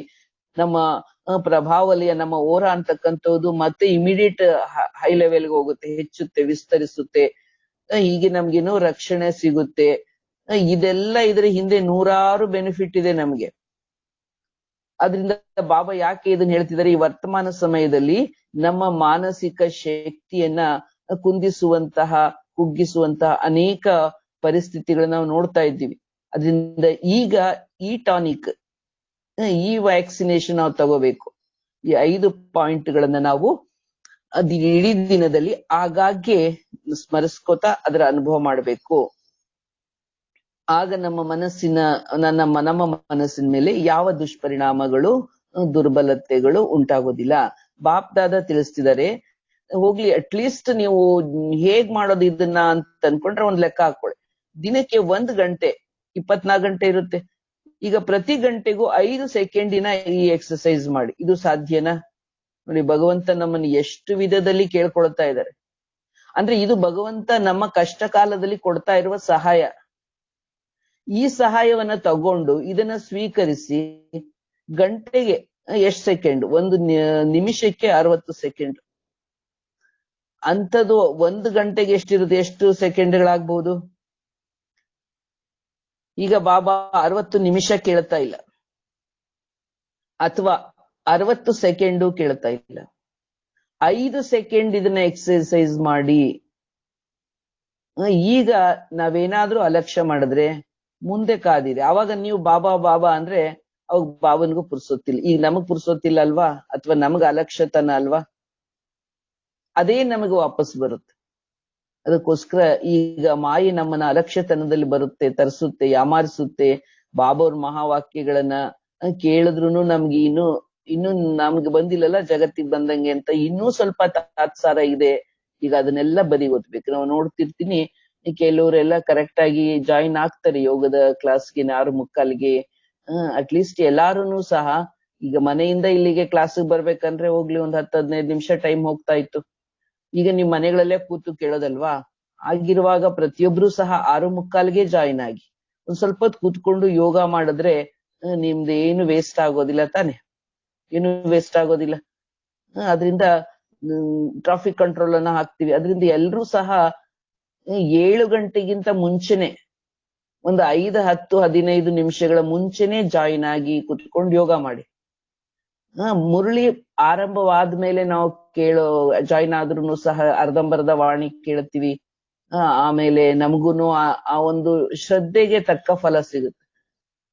ಮತ್ತೆ ಬಾಬಾವರಿಂದ ಬ್ಲೆಸ್ಸಿಂಗ್ ಸಿಗುತ್ತೆ. ಆಮೇಲೆ ನಾವು ಸತ್ ಶಿಕ್ಷಕ ಪರಮಾತ್ಮನಿಗೆ ನಿಜವಾಗಿ ನಾವು ರೆಸ್ಪೆಕ್ಟ್ ಕೊಟ್ಟಂಗುನು ಆಗುತ್ತೆ. ಅದರಿಂದ ಏನೋ ಬೇಕಾಬಿಟ್ಟಿ ಅಂತ ನನಗೋಸ್ಕರ ಅಕ್ಕವ್ರು ಕೇಳ್ತಾರೆ ಯಾಕೆ ಜಾಯಿನ್ ಆಗಿಲ್ಲ ಅಂತ, ನನಗೋಸ್ಕರ ನೀವು ಜಾಯಿನ್ ಆಗೋದು ನೀವ್ ನಿಮ್ಗ್ ಬೇಜಾರಾಗ್ಬಾರ್ದಕ್ಕೋರೆ, ಅದಕ್ಕೇನೆ ನಾವು ಜಾಯಿನ್ ಆಗ್ತೀವಿ, ನಮ್ಗೇನ್ ಬೇಕಂತಿಲ್ಲ ಅನ್ನೋದ್ ರೀತಿನಲ್ಲಿ ವರ್ತಿಸ್ಬೇಡಿ. ಇದು ನಮಗೆ ಬೇಕು. ಅದರಿಂದ ಎಲ್ರೂ ಸಹ ಸಾಧ್ಯವಾದಷ್ಟು ಪ್ರಯತ್ನ ಮಾಡಿ. ಕೆಲವೊಮ್ಮೆ ಎಲ್ರಿಗೂ ಹೆಚ್ಚು ಕಮ್ಮಿ ಆಗುತ್ತೆ, ಆದ್ರೆ ನೀವು ಮನಸ್ಸು ಮಾಡಿದ್ರೆ ಬಾಬನ ಸಹಯೋಗ ಇದ್ದೇ ಇರುತ್ತೆ, ಸಿಕ್ಕೇ ಸಿಗುತ್ತೆ. ಈ ರೀತಿನಲ್ಲಿ ಬಾಬಾ ತಿಳಿಸ್ತಾ ಇದ್ದಾರೆ, ಇಂತಹ ಒಂದು ವ್ಯಾಯಾಮವನ್ನ ಆಗಾಗ್ಗೆ ಮಾಡ್ತಾ ಇರಿ. ಯಾವುದೇ ಕೆಲಸ ಮಾಡ್ತಾ ಇದ್ರು ಮಧ್ಯದಲ್ಲಿ ಈ ಮನಸ್ಸಿನ ಒಂದು ವ್ಯಾಯಾಮ, ಮನಸ್ಸಿನ ಆಯಾಮವನ್ನ, ಮನಸ್ಸಿನ ಒಂದು ಈ ಶಕ್ತಿಶಾಲಿ ವ್ಯಾಯಾಮವನ್ನ ಮಾಡಿ. ಆಗ ನಿಮ್ಮ ಮನಸ್ಸು ಆರೋಗ್ಯಕರವಾಗಿರುತ್ತೆ. ಬಾಪ್ದಾದ ತಿಳಿಸ್ತಾ ಇದ್ದಾರೆ, ಗಂಟೆಗೆ 5 ಸೆಕೆಂಡ್ ಆದ್ರೂ ಎಕ್ಸರ್ಸೈಸ್ ಮಾಡಿ. ಇದು ಸಾಧ್ಯನಾ? ಬಾಬಾ ಕೇಳ್ತಾ ಇದ್ದಾರೆ ಮತ್ತು ಮಕ್ಕಳೆಲ್ಲಾನು ಇದು ಸಾಧ್ಯ ಇದೆ ಅಂತ ಉತ್ತರ ಕೊಡ್ತಾ ಇದ್ದಾರೆ. ನೆನ್ಪಿಟ್ಕೊಳ್ಳಿ, ಈ ಓಂ ಶಾಂತಿ ಭವನ ನೆನ್ಪಿಟ್ಕೊಳ್ಳಿ. ಅಂದ್ರೆ ಬಾಬಾ ಈ ಮುರಳಿ ನುಡಿಸಿದ್ದು ಓಂ ಶಾಂತಿ ಭವನ, ಪಾಂಡವ ಭವನದ ಎದುರುಗಡೆ ದೊಡ್ಡ ಭವನ ಇದೆಯಲ್ಲ, ಅಲ್ಲಿ ಬಾಬಾ ಮುರಳಿ ನುಡಿಸಿದ್ರು. ಅದಕ್ಕೆ ಬಾಬಾ ಹೇಳ್ತಾರೆ, ಈ ಒಪ್ಕೊಂಡಿದ್ದೀರಲ್ಲ, ಅದರಿಂದ ಈ ಯಾವ ಸ್ಥಳ ಓಂ ಶಾಂತಿ ಭವನದಲ್ಲಿ ಬಾಬಾ ಈ ಪಾಯಿಂಟ್ ಹೇಳಿದ್ರು, ನಾನು ಹೂ ಅಂತ ಒಪ್ಕೊಂಡಿದ್ದೆ, ಬಾಬನಿಗೆ ಮಾತು ಕೊಟ್ಟಿದ್ದೇನೆ ಅನ್ನೋ ಅದಕ್ಕಾದ್ರೂ ನೀವು ಮರಿದಂಗೆ ತಪ್ಪದಂಗೆ ಗಂಟೆಗೆ 5 ಸೆಕೆಂಡ್ ಆದ್ರೂ ಈ 5 ಸ್ವರೂಪವನ್ನ ನೀವು ಅನುಭವ ಮಾಡಿ. ಏಕೆಂತಂದ್ರೆ ನಮ್ಮ ಮನಸ್ಸಿನ ವಿಷಯದಲ್ಲಿ ಅನೇಕ ವಿಧದ ಕಂಪ್ಲೇಂಟ್ಸ್ ಇದೆ ತಾನೆ. ಅಂದ್ರೆ ಮನಸ್ಸಿಗೆ ಬೇಜಾರಾಗುತ್ತೆ, ಮನಸ್ಸಿಗೆ ನಿರಾಶೆ ಆಗುತ್ತೆ, ಮನಸ್ಸಿಗೆ ಭಯ ಆಗುತ್ತೆ, ಮನಸ್ಸು ಏರುಪೇರಾಗುತ್ತೆ, ಮನಸ್ಸು ನಿಯಂತ್ರಣದಲ್ಲಿ ಇಲ್ಲ, ಮನಸ್ಸಿಗೆ ಭಗವಂತನ ಧ್ಯಾನ ಬರ್ತಾ ಇಲ್ಲ. ಈ ತರ ನಾನಾ ವಿಧದ ಮಾನಸಿಕ ರೋಗಗಳ ಕಂಪ್ಲೇಂಟ್ಸ್ ಅನ್ನು ಹೇಳ್ತೀವಿ ತಾನೆ, ಡಿಪ್ರೆಷನ್, ಸ್ಟ್ರೆಸ್ ಇತ್ಯಾದಿ. ಏನ್ ಮಾಡೋದು?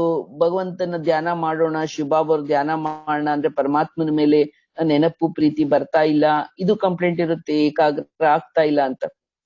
ಅಂದ್ರೆ ಮನಸ್ಸನ್ನ ಬಾಬಾ ಹೇಳ್ತಾರೆ ಮನ ಅಂತ. ಅದನ್ನ ಏನ್ ಮಾಡ್ಕೊಂಡ್ಬಿಡ್ತೀರಾ? ಮಣ ಅಂತ ಮಾಡ್ಕೊಂಡ್ಬಿಡ್ತೀರಾ ಅಂತ ಬಾಬಾ ಹೇಳ್ತಾರೆ. ಒಂದು ಮಣ ಅಂತೆಲ್ಲ ಅಳತೆನಲ್ಲಿ ಹೇಳ್ತಾರೆ ತಾನೆ. ಈ ತೂಕದಲ್ಲಿ ಮೊದ್ಲು ಹಳೆ ಕಾಲದಲ್ಲಿ ಮೊದ್ಲೇನಿತ್ತು? ಚಟಾಕು, ಅರ್ಧ ಪಾವು, ಸೇರು, ಆಮೇಲೆ ಅದೆಷ್ಟೋ ಸೇರಿಗೆ 100 ಸೇರಿಗೆನೋ ಒಂದು ಮಣ ಅಂತ ಹೇಳ್ತಾ ಇದ್ರು. ಆದ್ರೆ ಈಗ ಈ ಅಳತೆಗಳ ಮಾಪನದ ಹೆಸರುಗಳೆಲ್ಲ ಗ್ರಾಮ್ ನಲ್ಲಿ ಬದಲಾಗಿದೆ. ಆದ್ರೆ ಹಿಂದಿನ ಕಾಲದಲ್ಲಿ ಮಣ ಅಂತ ಹೇಳ್ತಿದ್ರು. ಅಂದ್ರೆ ಈಗ 100 kg ಅಂತೆಲ್ಲ ಹೇಳ್ತೀವಲ್ಲ, ಹಾಗೆ ಅಲ್ಲಿ ಒಂದು ಮಣ ಅಂತ ಹೇಳ್ತಾ ಇದ್ರು. ಬಾಬಾ ಹೇಳ್ತಾರೆ, ಅಂದ್ರೆ 100 kg ಅಂದ್ರೆ ಎಷ್ಟು ಭಾರ ಇರುತ್ತಲ್ವ ಅದನ್ನ ತಗೊಳಕ್ಕೆ. ಹಾಗೆ ನಿಮ್ಮ ಮನಸ್ಸನ್ನ ಭಾರ ಮಾಡ್ಕೊಂಡ್ಬಿಡ್ತೀರಾ. ಅಂದ್ರೆ ಅವ್ರು ಹಾಗೆ ಮಾಡಿದ್ರು, ಇವ್ರು ಹೀಗೆ ಮಾಡಿದ್ರು ಇತ್ಯಾದಿ ನಾನಾ ಆಲೋಚನೆಗಳನ್ನ ಮನಸ್ಸಿನಲ್ಲಿ ಹೊರೆ ಮಾಡ್ಕೊಂಡ್ಬಿಡ್ತೀರ. ಮನಸ್ಸನ್ನ ಭಾರ ಮಾಡ್ಕೊಳ್ತೀರಾ. ಮತ್ತು ಭಾರ ಇರ್ತಕ್ಕಂಥವ್ರು ಅಥವಾ ದಪ್ಪಗಿರ್ತಕ್ಕಂಥವ್ರು ಅವರು ಸಹ ಎಕ್ಸರ್ಸೈಸ್ ಮಾಡ್ತಾ ಇದ್ರೆ ಅವರು ಬಿಲ್ಕುಲ್ ಲೈಟ್ ಆಗ್ಬಿಡ್ತೀರಾ ಅಂತ ಬಾಬಾ ಹೇಳ್ತಾರೆ. ಭೋಜ್ವಾಲ ಅವ್ರಿಗೆ एक्सरसाइज करते रहेंगे तो बिल्कुल लाइट हो जाएंगे. ಈಗ ಹೊರೆ ಇರುವಂತವ್ರು ಅಂದ್ರೆ ಯಾರು ವೆಯ್ಟ್ ಜಾಸ್ತಿ ಇರ್ತಾರಲ್ಲ, ಕೆಲವರು ದಪ್ಪಗಿರ್ತಾರೆ, ಅಂತವ್ರಿಗೂ ಈ ವೆಯ್ಟ್ ಕಡಿಮೆ ಮಾಡ್ಕೊಳಕ್ ಏನ್ ಹೇಳ್ತಾರೆ, ಎಕ್ಸರ್ಸೈಸ್ ಮಾಡಿ ಅಂತಾರೆ ತಾನೆ. ಹಾಗೆ ಬಾಬಾ ಹೇಳ್ತಾರೆ, ಮಾನಸಿಕವಾಗಿ ವೆಯ್ಟ್ ಜಾಸ್ತಿ ಇರುವಂತವ್ರು ಅವರು ಈ ಎಕ್ಸರ್ಸೈಸ್ ಮಾಡಿ, ಆಗ ಅವ್ರು ಏನಾಗ್ಬಿಡ್ತೀರಾ, ಹಗುರವಾಗ್ಬಿಡ್ತೀರಾ, ಅಂದ್ರೆ ನಿರಾಳವಾಗ್ತೀರಾ. ನಿಮ್ಮ ಮನಸ್ಸು ನಿರಾತಂಕವಾಗಿರುತ್ತೆ, ನಿಶ್ಚಿಂತವಾಗಿರುತ್ತೆ. ನಿಮ್ಗಿದು ಮಾಡ್ತಾ ಇರಿ, ನಿಮ್ಗೆ ಅದು ಅಭ್ಯಾಸ ಆಗ್ತಾ ಇರುತ್ತೆ.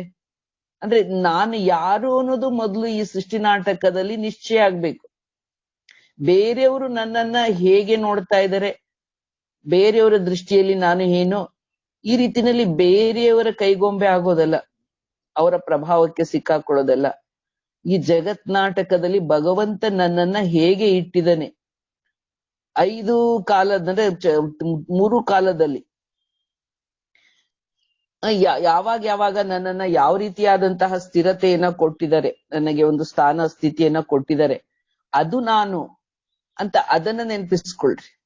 ಬೇರೆಯವ್ರ ದೃಷ್ಟಿಯಲ್ಲಿ ನಾನು ಏನಾಗಿದ್ದೇನೆ, ಅವ್ರು ನನ್ನನ್ನು ಹೇಗೆ ನೋಡ್ತಾ ಇದಾರೆ, ನನ್ನ ಜೊತೆನಲ್ಲಿ ಹೇಗೆ ಅವ್ರು ಚಾಕಚಕ್ಯತೆಯಿಂದ ನನಗೆ ಮೋಸ ಮಾಡ್ತಾ ಇದಾರೆ, ಅದು ಇದು ಇಡೀ ದಿನ ಅದನ್ನು ಫೀಲ್ ಮಾಡ್ಕೋಬೇಡಿ. ಭಗವಂತ ನಮ್ಮನ್ನ ಹೇಗೆ ನ್ಯಾಯ ಕೊಟ್ಟಿದ್ದಾನೆ, ನಮಗೆ ಭಗವಂತ ನಮ್ಗೆ ಈ ಜಗತ್ತಿನಲ್ಲಿ ಹೇಗೆ ಶಕ್ತಿ ಕೊಟ್ಟಿದ್ದಾನೆ, ಹೇಗೆ ಸ್ಥಿತಿ ಕೊಟ್ಟಿದ್ದಾನೆ ಅಂತ 5 ಪಾಯಿಂಟ್ ಅನ್ನ ಜ್ಞಾಪಿಸ್ಕೊಳ್ರಿ. ಇದು ಜ್ಞಾಪಕ ಮಾಡ್ಕೊಳ್ತಾ ನಿಮ್ಗೆ ಇದೇ ಸ್ಮೃತಿ ಅಭ್ಯಾಸ ಆಗುತ್ತೆ. ಬ್ರಾಹ್ಮಣ ಅಂತ ಪದ ಬಂದಾಗ ಬ್ರಾಹ್ಮಣ ಜೀವನದ ಅನುಭವಕ್ಕೆ ಬನ್ನಿ.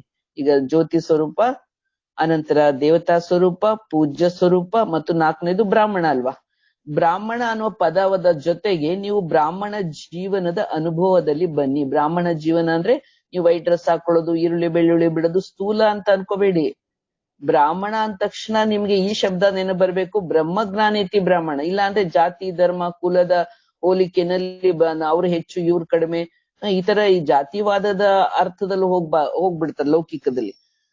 ಆದ್ರೆ ಇಲ್ಲಿಯ ಅರ್ಥ ಕಂಪ್ಲೀಟ್ ರಿಯಲ್ ಅರ್ಥ ಆಗಿದೆ. ಬ್ರಹ್ಮಜ್ಞಾನೇತಿ ಬ್ರಾಹ್ಮಣ,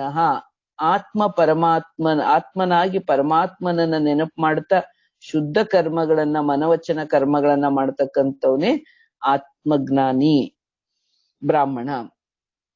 ಇದ್ರ ಸ್ಥಿತಿಗೆ ನೀವು ಹೋಗಿ, ಬ್ರಾಹ್ಮಣನಾಗಿ ನಾನು ಹೇಗಿರ್ಬೇಕು, ಅವಾಗ ಏನಾಗುತ್ತೆ, ರಿಯಲ್ ಆದಂತಹ ಏನು ಫಲಿತಾಂಶ ಸಿಗ್ಬೇಕು ಬ್ರಾಹ್ಮಣ ಜೀವನದಲ್ಲಿ, ಆ ಫಲಿತಾಂಶ ಸಿಗುತ್ತೆ.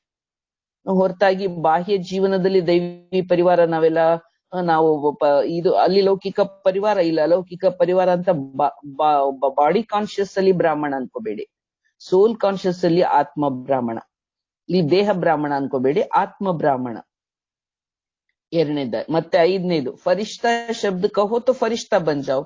ನಾನು ಸೂಕ್ಷ್ಮ ದೇವತೆ, ನಾನು ದೇವದೂತ ಅಂತ ನೀವು ಆ ಪಾಯಿಂಟ್ ಅನ್ನ ಹೇಳ್ತಾ ಇದ್ದಂಗೆ, ಎಕ್ಸರ್ಸೈಸ್ ಅಲ್ಲಿ ಸೆಟ್ ಆಗ್ತಿದ್ದಂಗೆನೆ ನೀವು ಸಹ ದೇವದೂತ ಸ್ಥಿತಿಯ ಫರಿಷ್ಠ ಸ್ಥಿತಿಯಲ್ಲಿ ನೀವು ಬನ್ನಿ.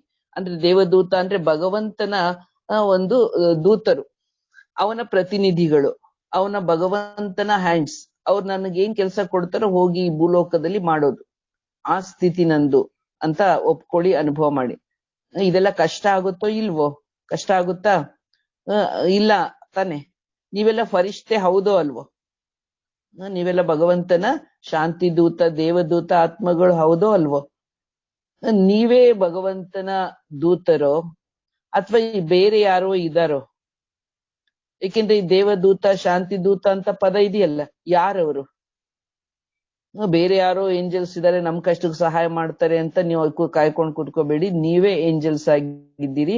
ಭಗವಂತ ನಿಮ್ಮ ಕಷ್ಟಕ್ಕಿದ್ದಾರೆ, ನೀವು ಎಲ್ಲರ ಕಷ್ಟಕ್ಕೆ ದೇವದೂತರಾಗಿದ್ದೀರಾ.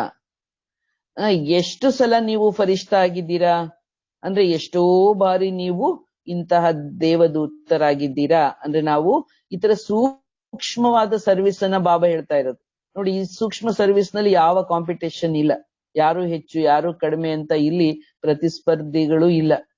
ಅಂತಹ ಒಂದು ಸೇವೆ ಇದು. ಫರಿಷ್ಠ ಸ್ಥಿತಿನಲ್ಲಿ ನಾನಾಯ್ತು ಬಾಬಾ ಆಯ್ತು, ಅಲ್ಲಿ 3ನೆಯ ವ್ಯಕ್ತಿ ಇಲ್ವೇ ಇಲ್ಲ. ಅಂತಹ ಫರಿಷ್ಠ ಆಗಿದ್ದೀರಾ?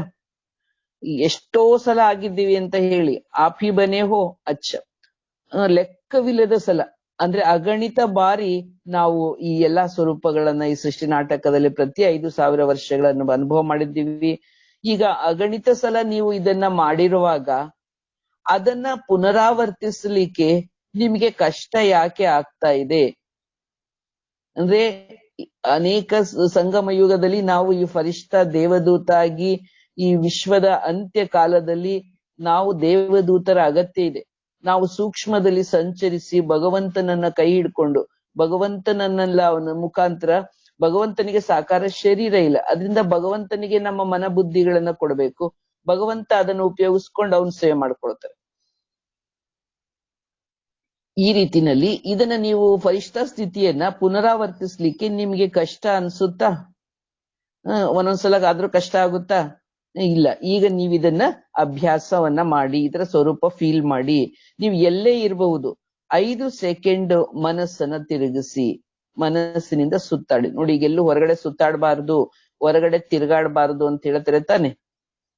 ತಿರ್ಗಾಡೋದು ಅಂದ್ರೆ ಎರಡರ್ಥ. ತಿರ್ಗಾಡೋದು ಅಂದ್ರೆ ಅಲ್ಲಿ ಇಲ್ಲಿ ಓಡಾಡ್ತಾ ಇರೋದು, ಇನ್ನೊಂದು ನಿಂತಲ್ಲೇ ತಿರುಗೋದು. ಹೇಳ್ತಾರೆ ಭೂಮಿ ಸುತ್ತುತ್ತೆ ತಾನೆ, ಭೂಮಿ ತಿರುಗುತ್ತೆ ಅಂತೀವಿ. ಹಾಗೆ ನಮ್ಮನ್ನೇ ನಾವು ನಮ್ಮೊಳಗೆ ನಾವು ತಿರುಗೋದು. ಅಂದ್ರೆ ನಾವು ಪರಂಧಾಮದಲ್ಲಿ ಹೇಗಿದ್ವಿ, ಸೃಷ್ಟಿಯಲ್ಲಿ ಬಂದ್ವಿ, ಮತ್ತೆ ಪರಂಧಾಮಕ್ಕೆ ಹೋದ್ವಿ. ಹೀಗೆ ಮನಸ್ಸಿನ ಈ ಒಂದು ಅನುಭವಗಳ, ಸ್ವರೂಪಗಳ ಅನುಭವದಲ್ಲಿ ನೀವು ಸುತ್ತಾಡಿ ತಿರುಗಾಡಿ, ಅಂದ್ರೆ ಇದನ್ನ ಎಕ್ಸರ್ಸೈಸ್ ಮಾಡಿ. ಈ ತರ ಸುತ್ತಾಡೋದು ನಿಮ್ಗೆ ಚೆನ್ನಾಗ್ ಅನ್ಸುತ್ತೆ ಅಲ್ವಾ? ನೋಡಿ, ಬಾಬಾ ಈಗ ಹೊರಗಿನ ಸುತ್ತಾಟ ಕಡಿಮೆ ಆಗಿದೆಯಲ್ಲ, ಅದರಿಂದ ಈಗ ಒಳಗಿನ ಸುತ್ತಾಟವನ್ನ ಹೆಚ್ಚು ಮಾಡಿ. ಇವತ್ತಿನ ದಿನ 100% ಇದು ಬಟ್ಟಿಗೆ ಬಾಬಾ ಕೊಟ್ಟಿರ್ತಕ್ಕಂಥ ಪಾಯಿಂಟ್. ಇದನ್ನ ನಾವು ಖಂಡಿತವಾಗಿ ಇವತ್ತು ಅನುಭವ ಮಾಡಿ ನಾವು ಪ್ರಾಪ್ತಿ ಪಡ್ಕೊಳ್ಳೋಣ. ಇದು ಸರಿ ತಾನೆ? ಈಗ ನಿಮ್ಗೆ ರೌಂಡ್ ಲಗಾನ ಆಯೇಗಾನ ಅಂದ್ರೆ ಸುತ್ತೋದು, ತಿರುಗೋದು ಅಂದ್ರೆ ನಾವು ಚಿಕ್ಕ ಮಕ್ಳಿದ್ದಾಗ ಮಾಡ್ತಾ ಇದ್ರಲ್ಲ, ನಿಂತಿದ್ದ ಜಾಗದಲ್ಲೇ ಸುತ್ತಲೂ ಹಂಗೆ ತಿರುಗೋದು. ಹಾಗೆ ಬಾಬಾ ಹೇಳ್ತಾರೆ, ನೀವಿರೋ ಸ್ಥಳದಲ್ಲೇ ಕರ್ಮ ಮಾಡಿಕೊಂಡು ಬುದ್ಧಿಯಿಂದ ಪರಂಧಾಮದಿಂದ ಸಾಕಾರ ಸೃಷ್ಟಿಗೆ ಬಂದು, ಸಾಕಾರ ಸೃಷ್ಟಿಯಿಂದ ಫರಿಷ್ಠ ಆಗಿ ಮತ್ತೆ ಪರಂಧಾಮಕ್ಕೆ ಹೋಗೋದು. ಮೇಲಿಂದ ಕೆಳಗೆ, ಕೆಳಗಿಂದ ಮೇಲೆ, ಈ ತರ ತಿರ್ಗಕ್ ಬರುತ್ತಲ್ವಾ? ಬಸ್ ರೌಂಡ್ ಲಗಾವೋ ಅವ್ರ ಕರ್ಮ ಮೇಲೆ ಲಗ್ ಜಾವ್. ಸುಮ್ನೆ ಮನಸ್ಸಿನಿಂದ ರೌಂಡ್ ಹಾಕ್ತಾರೆ. ಅಂದ್ರೆ ಇದ್ರಲ್ಲಿ ದಯವಿಟ್ಟು ಗಮನ ಕೊಡ್ರಿ. ಕೆಲವ್ರು ಏನ್ ಮಾಡ್ತಾರೆ, ರೌಂಡ್ ಹಾಕಿ ಅಂದ್ರೆ ಶರೀರದಿಂದನೇ ಅನ್ಕೊಳ್ತಾರೆ, ದೇಹಾಭಿಮಾನದಿಂದ ಕೇಳ್ತಿರ್ತಾರೆ. ಬುದ್ಧಿನಲ್ಲಿ ಸರಿಯಾಗಿ ಅರ್ಥ ಮಾಡ್ಕೊಳ್ಳೋದಿಲ್ಲ, ಬಾಬಾ ಹೇಳಿದ್ದ ಹೇಗೆ ಹೇಳ್ತಾರೋ ಹಾಗೆ ಅಂತ. ಸುಮ್ನೆ ಸುತ್ತಲೂ ತಾವೇ ತಿರುಗೋದು ಅಥವಾ ಆಕ್ಷನ್ ಮಾಡೋದು, ಇದೆಲ್ಲ ಮಾಡ್ಕೊಡುದು. ಈ ತರ ಬಾಹ್ಯದ್ದು ಹೇಳ್ತಿಲ್ಲ, ಮನಸ್ಸಿಂದ ಮಾತ್ರ ಬಾಬಾ ಹೇಳ್ತಿರೋದು. ಅದಕ್ಕೋಸ್ಕರ ಈ ಜ್ಞಾನನ ಅರ್ಥ ಮಾಡ್ಕೊಳ್ಳೋದು ಅಲ್ಲೂ ವ್ಯತ್ಯಾಸ ಮಾಡ್ಕೋಬಾರ್ದು. ಬುದ್ಧಿಯಿಂದ ನೀವು ಸುತ್ತಾಡಿ ಮತ್ತು ಕರ್ಮ ಮಾಡ್ಕೊಳ್ತಾ ಇರಿ. ಹರ್ ಗಂಟೆ ಮೇ ರೌಂಡ್ ಲಗಾಯ ಫಿರ್ ಕಾಮ್ ಮೇ ಲಗ್ ಜಾವೋ. ಪ್ರತಿ ಗಂಟೆಗೆ 5 ಸೆಕೆಂಡ್ಗಳು ನೀವು ಈ ತರ ರೌಂಡ್ ಹಾಕಿ. ಎಲ್ಲಿಂದ ರೌಂಡ್ ಹಾಕ್ಬೇಕು? ರೌಂಡ್ ಹಾಕೋದು ಅಂದ್ರೆ ಸುತ್ತೋದು.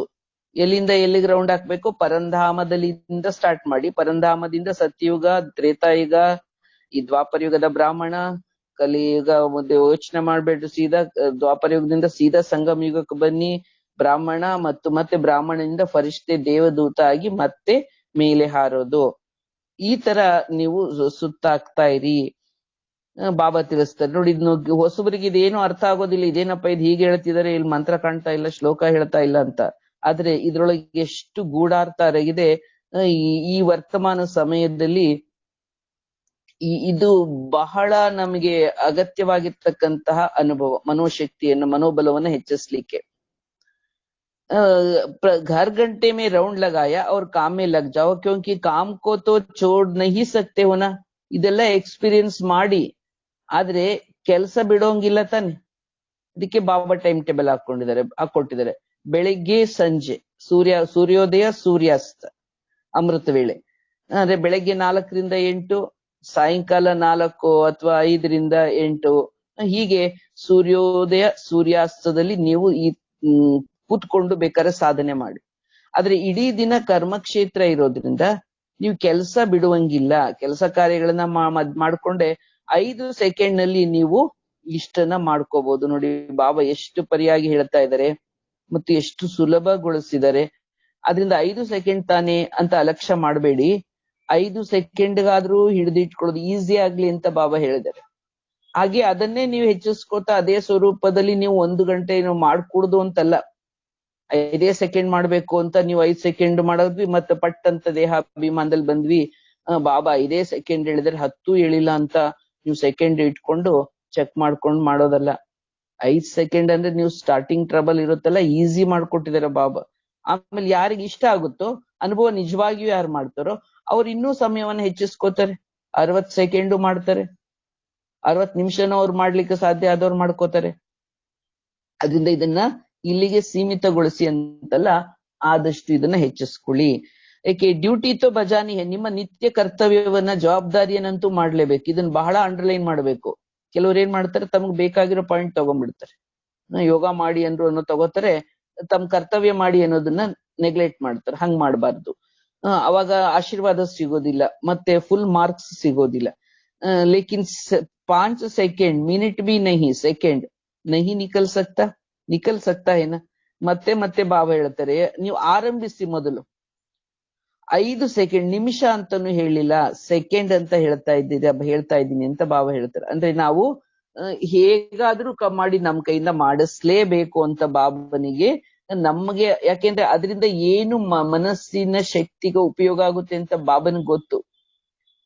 ಅದರಿಂದ ನಮ್ಮನ್ನ ಒತ್ತಾಯವಾಗಾದ್ರೂ ಹೇಳಿ ಮಾಡಿಸ್ಬಿಟ್ರೆ ಆಮೇಲೆ ಅದರ ಆನಂದ ನಿಮ್ಗೆ ಸಿಕ್ಕಿದ್ರೆ, ಅದರ ಬೆನಿಫಿಟ್ ನಿಮ್ಗೆ ಗೊತ್ತಾದ್ರೆ ನೀವೇ ಕಂಟಿನ್ಯೂ ಮಾಡ್ತೀರಾ ಅಂತ. ಅಂದ್ರೆ ಹೇಗೆ ಕೆಲವು ಸಲ ಏನ್ ಮಾಡ್ತಾರೆ, ಯಾವ್ದಾದ್ರು ಒಂದು ಹೊಸದಾಗಿ ಆವಿಷ್ಕಾರ ಮಾಡಿದಾಗ ಅದನ್ನ ಮೊದ್ಲು ಫ್ರೀ ಆಗಿ ಕೊಟ್ಬಿಡ್ತಾರೆ. ಅಂದ್ರೆ ಅದರ ಟೇಸ್ಟ್ ನೋಡಿದ್ರೆ ಆಮೇಲೆ ಎಲ್ರು ತಾವೇ ಮಾಡ್ತಾರೆ ಅಂತ. ಹಾಗೆ ಬಾಬಾ ನಮ್ಗೆ ಇದು ಆಫರ್ ಮಾಡ್ತಾ ಇದ್ದಾರೆ. ಮಾಸ್ಟರ್ ಸರ್ವಶಕ್ತಿವಂತ ಆಗಿದ್ದೀರಿ. ನೀವು ಮಾಸ್ಟರ್ ಸರ್ವಶಕ್ತಿವಂತ ಅಂದ್ರೆ ನೀವು ನಿಮ್ ಕೈಲಿ ಏನ್ ತಾನೇ ಮಾಡ್ಲಿಕ್ಕೆ ಸಾಧ್ಯ ಇಲ್ಲ.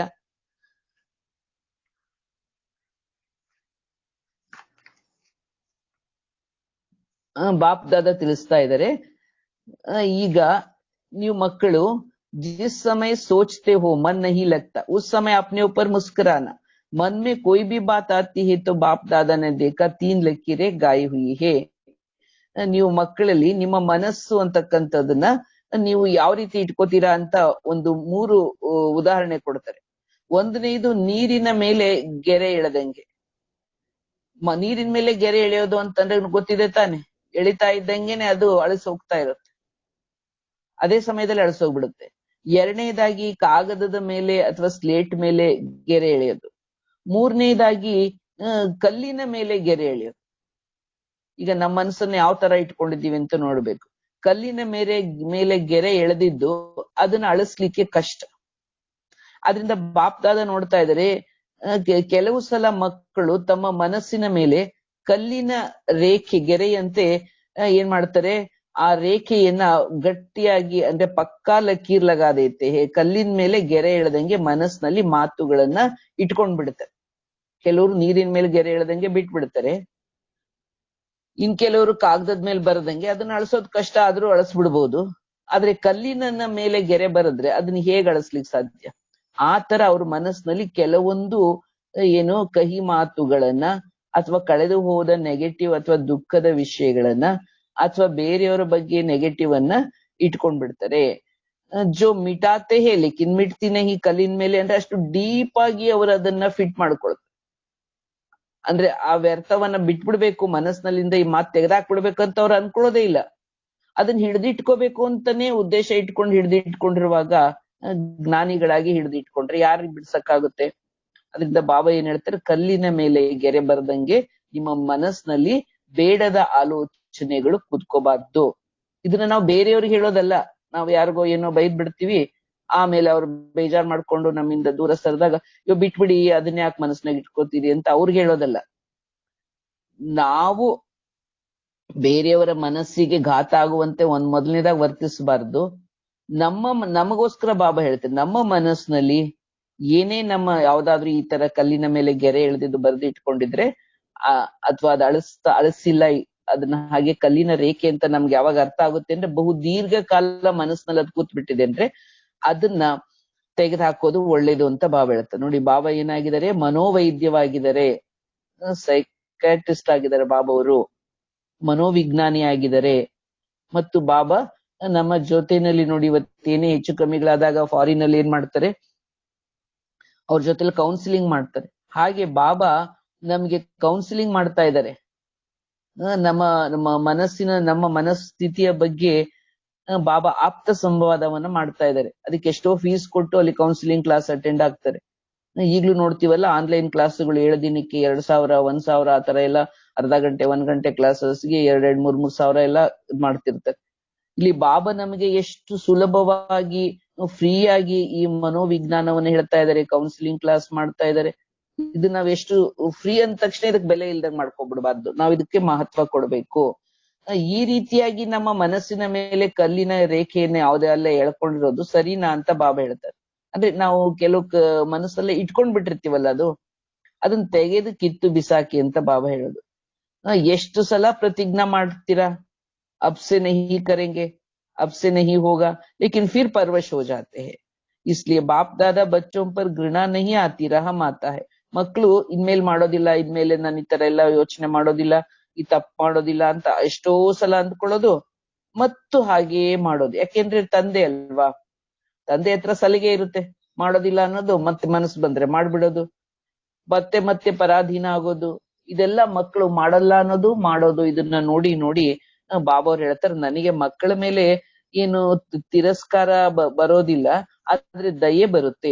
ಏಕೆ ಅಂತಂದ್ರೆ ಪರವಶ ಆಗ್ಬಿಡ್ತೀರಿ, ಅಂದ್ರೆ ಪರಾಧೀನ ಆಗ್ಬಿಡ್ತೀರಾ. ಅಂತವ್ರನ್ನ ನೋಡಿದ್ರೆ ಅಯ್ಯೋ ಪಾಪ ಅನ್ಸುತ್ತೆ ತಾನೆ. ಬಾಪ್ತಾದರವರು ಈ ರೀತಿ ದಯಾಭಾವದಿಂದ ಕರುಣಾ ಭಾವನೆಯಿಂದಲೇ ಮಕ್ಕಳನ್ನ ನೋಡ್ತಾರೆ.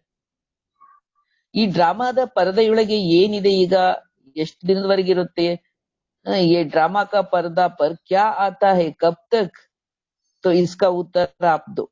ಕಬ್ ತಕ್ ಸಮಾಪ್ತ ಹೋಗ. ನೀವು ಮನಸ್ಸಿನಲ್ಲಿ ಅನ್ಕೊಂಡೆ ಅನ್ನೋದು ಹೀಗಿರ್ಬಾರ್ದು, ಹೀಗ್ ಮಾಡ್ಬೇಕು ಅಂತ, ಆದ್ರೆ ಆಗೋಯ್ತು ಅನ್ನೋದು.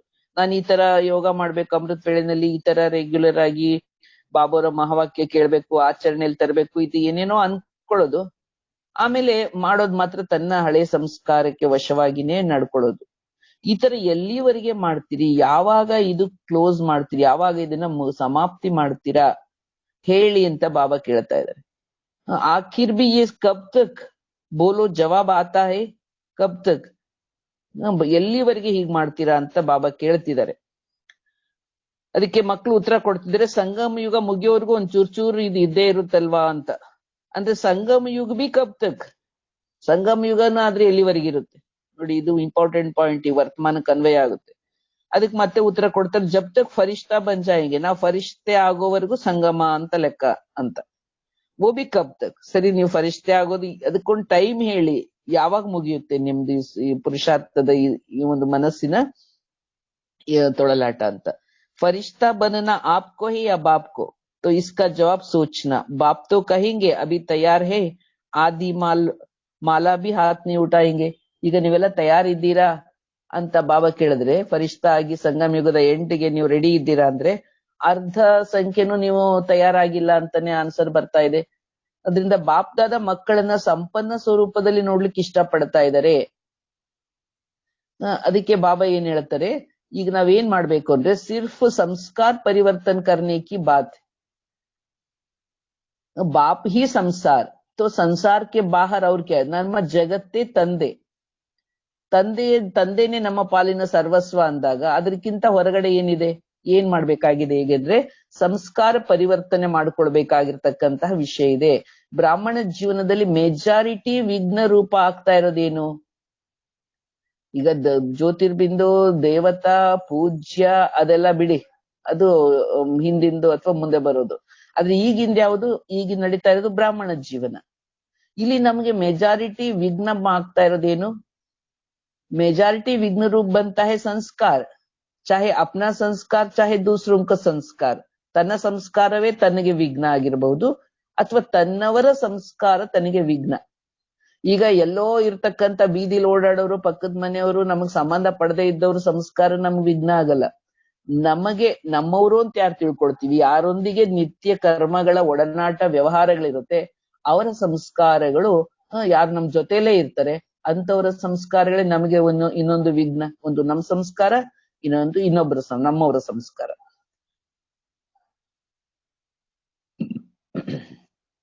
ಜ್ಞಾನ ಸಭಿ ಮೇ ಹೇ, ಶಕ್ತಿ ಅಭಿ ಸಭಿ ಕೆ ಪಾಸ್ ಹೇ.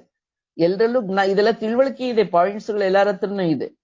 ಆದ್ರೆ ಕಾರಣ ಏನಾಗ್ತಾ ಇದೆ ಅಂದ್ರೆ, ಯಾವ ಶಕ್ತಿಯನ್ನ ಯಾವ ಸಮಯದಲ್ಲಿ ಕಾರ್ಯದಲ್ಲಿ ಸದ್ವಿನಿಯೋಗ ಮಾಡ್ಕೋಬೇಕು, ಬಳಸ್ಬೇಕು, ಆ ಸಮಯದಲ್ಲಿ ಆ ಶಕ್ತಿ ಪ್ರಕಟವಾಗೋದಿಲ್ಲ, ಜಾಗೃತವಾಗೋದಿಲ್ಲ. ಅದಕ್ಕೆ ಬದಲಾಗಿ ಸ್ವಲ್ಪ ಕಾಲ ಕಳೆದ ಮೇಲೆ ಅದು ಎಮರ್ಜ್ ಆಗ್ಬಿಡುತ್ತೆ ಶಕ್ತಿ.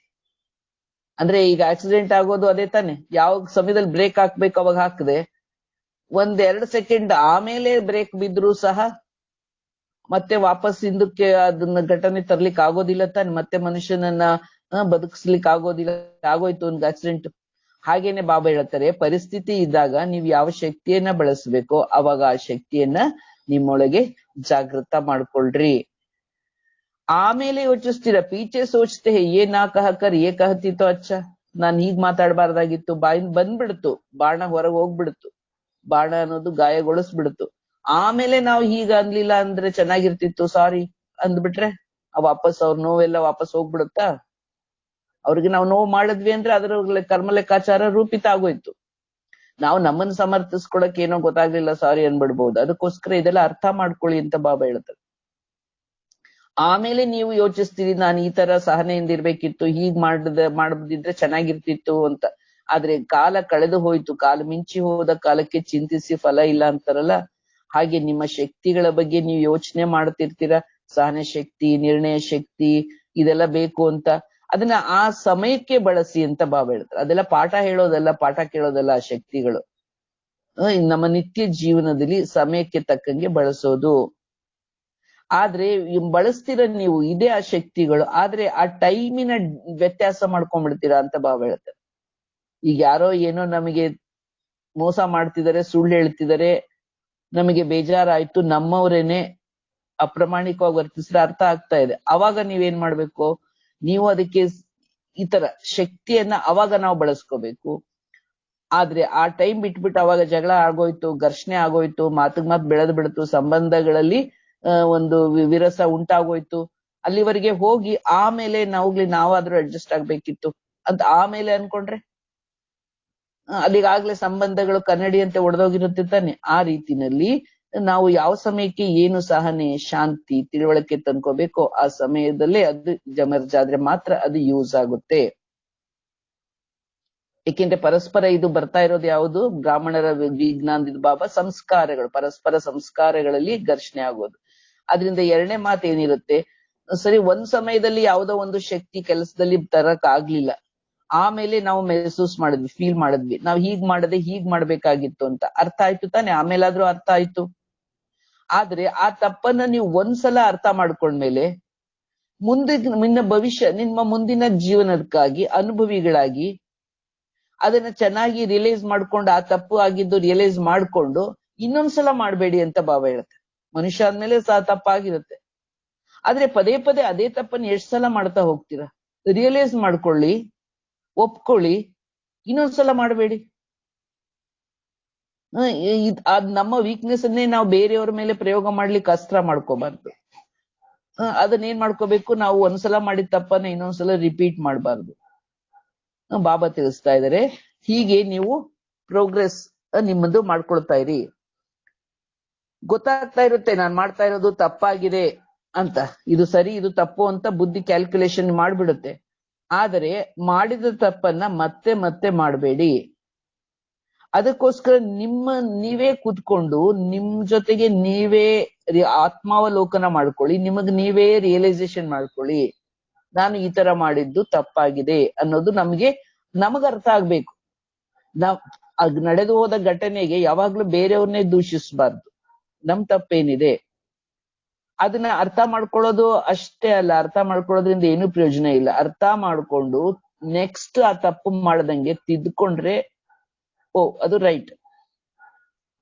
ಅದರಿಂದ %% ಉಸ್ಮೆ ಬಿ ಇತ್ನಾ %% ಪಾಸ್ ನಹಿ ಹೋತೆ. ರಿಯಲೈಸೇಷನ್ ವಿಷಯದಲ್ಲೂ ಫುಲ್ ಪಾಸ್ ಆಗೋದಿಲ್ಲ, ಬೇರೆಯವರಿಗೆ ದೋಷಿ ಮಾಡ್ತೀರ, ತನ್ನ ವೀಕ್ನೆಸ್ ಅನ್ನ ಸಮರ್ಥಿಸ್ಕೊಂಡ್ಬಿಡ್ತೀರ.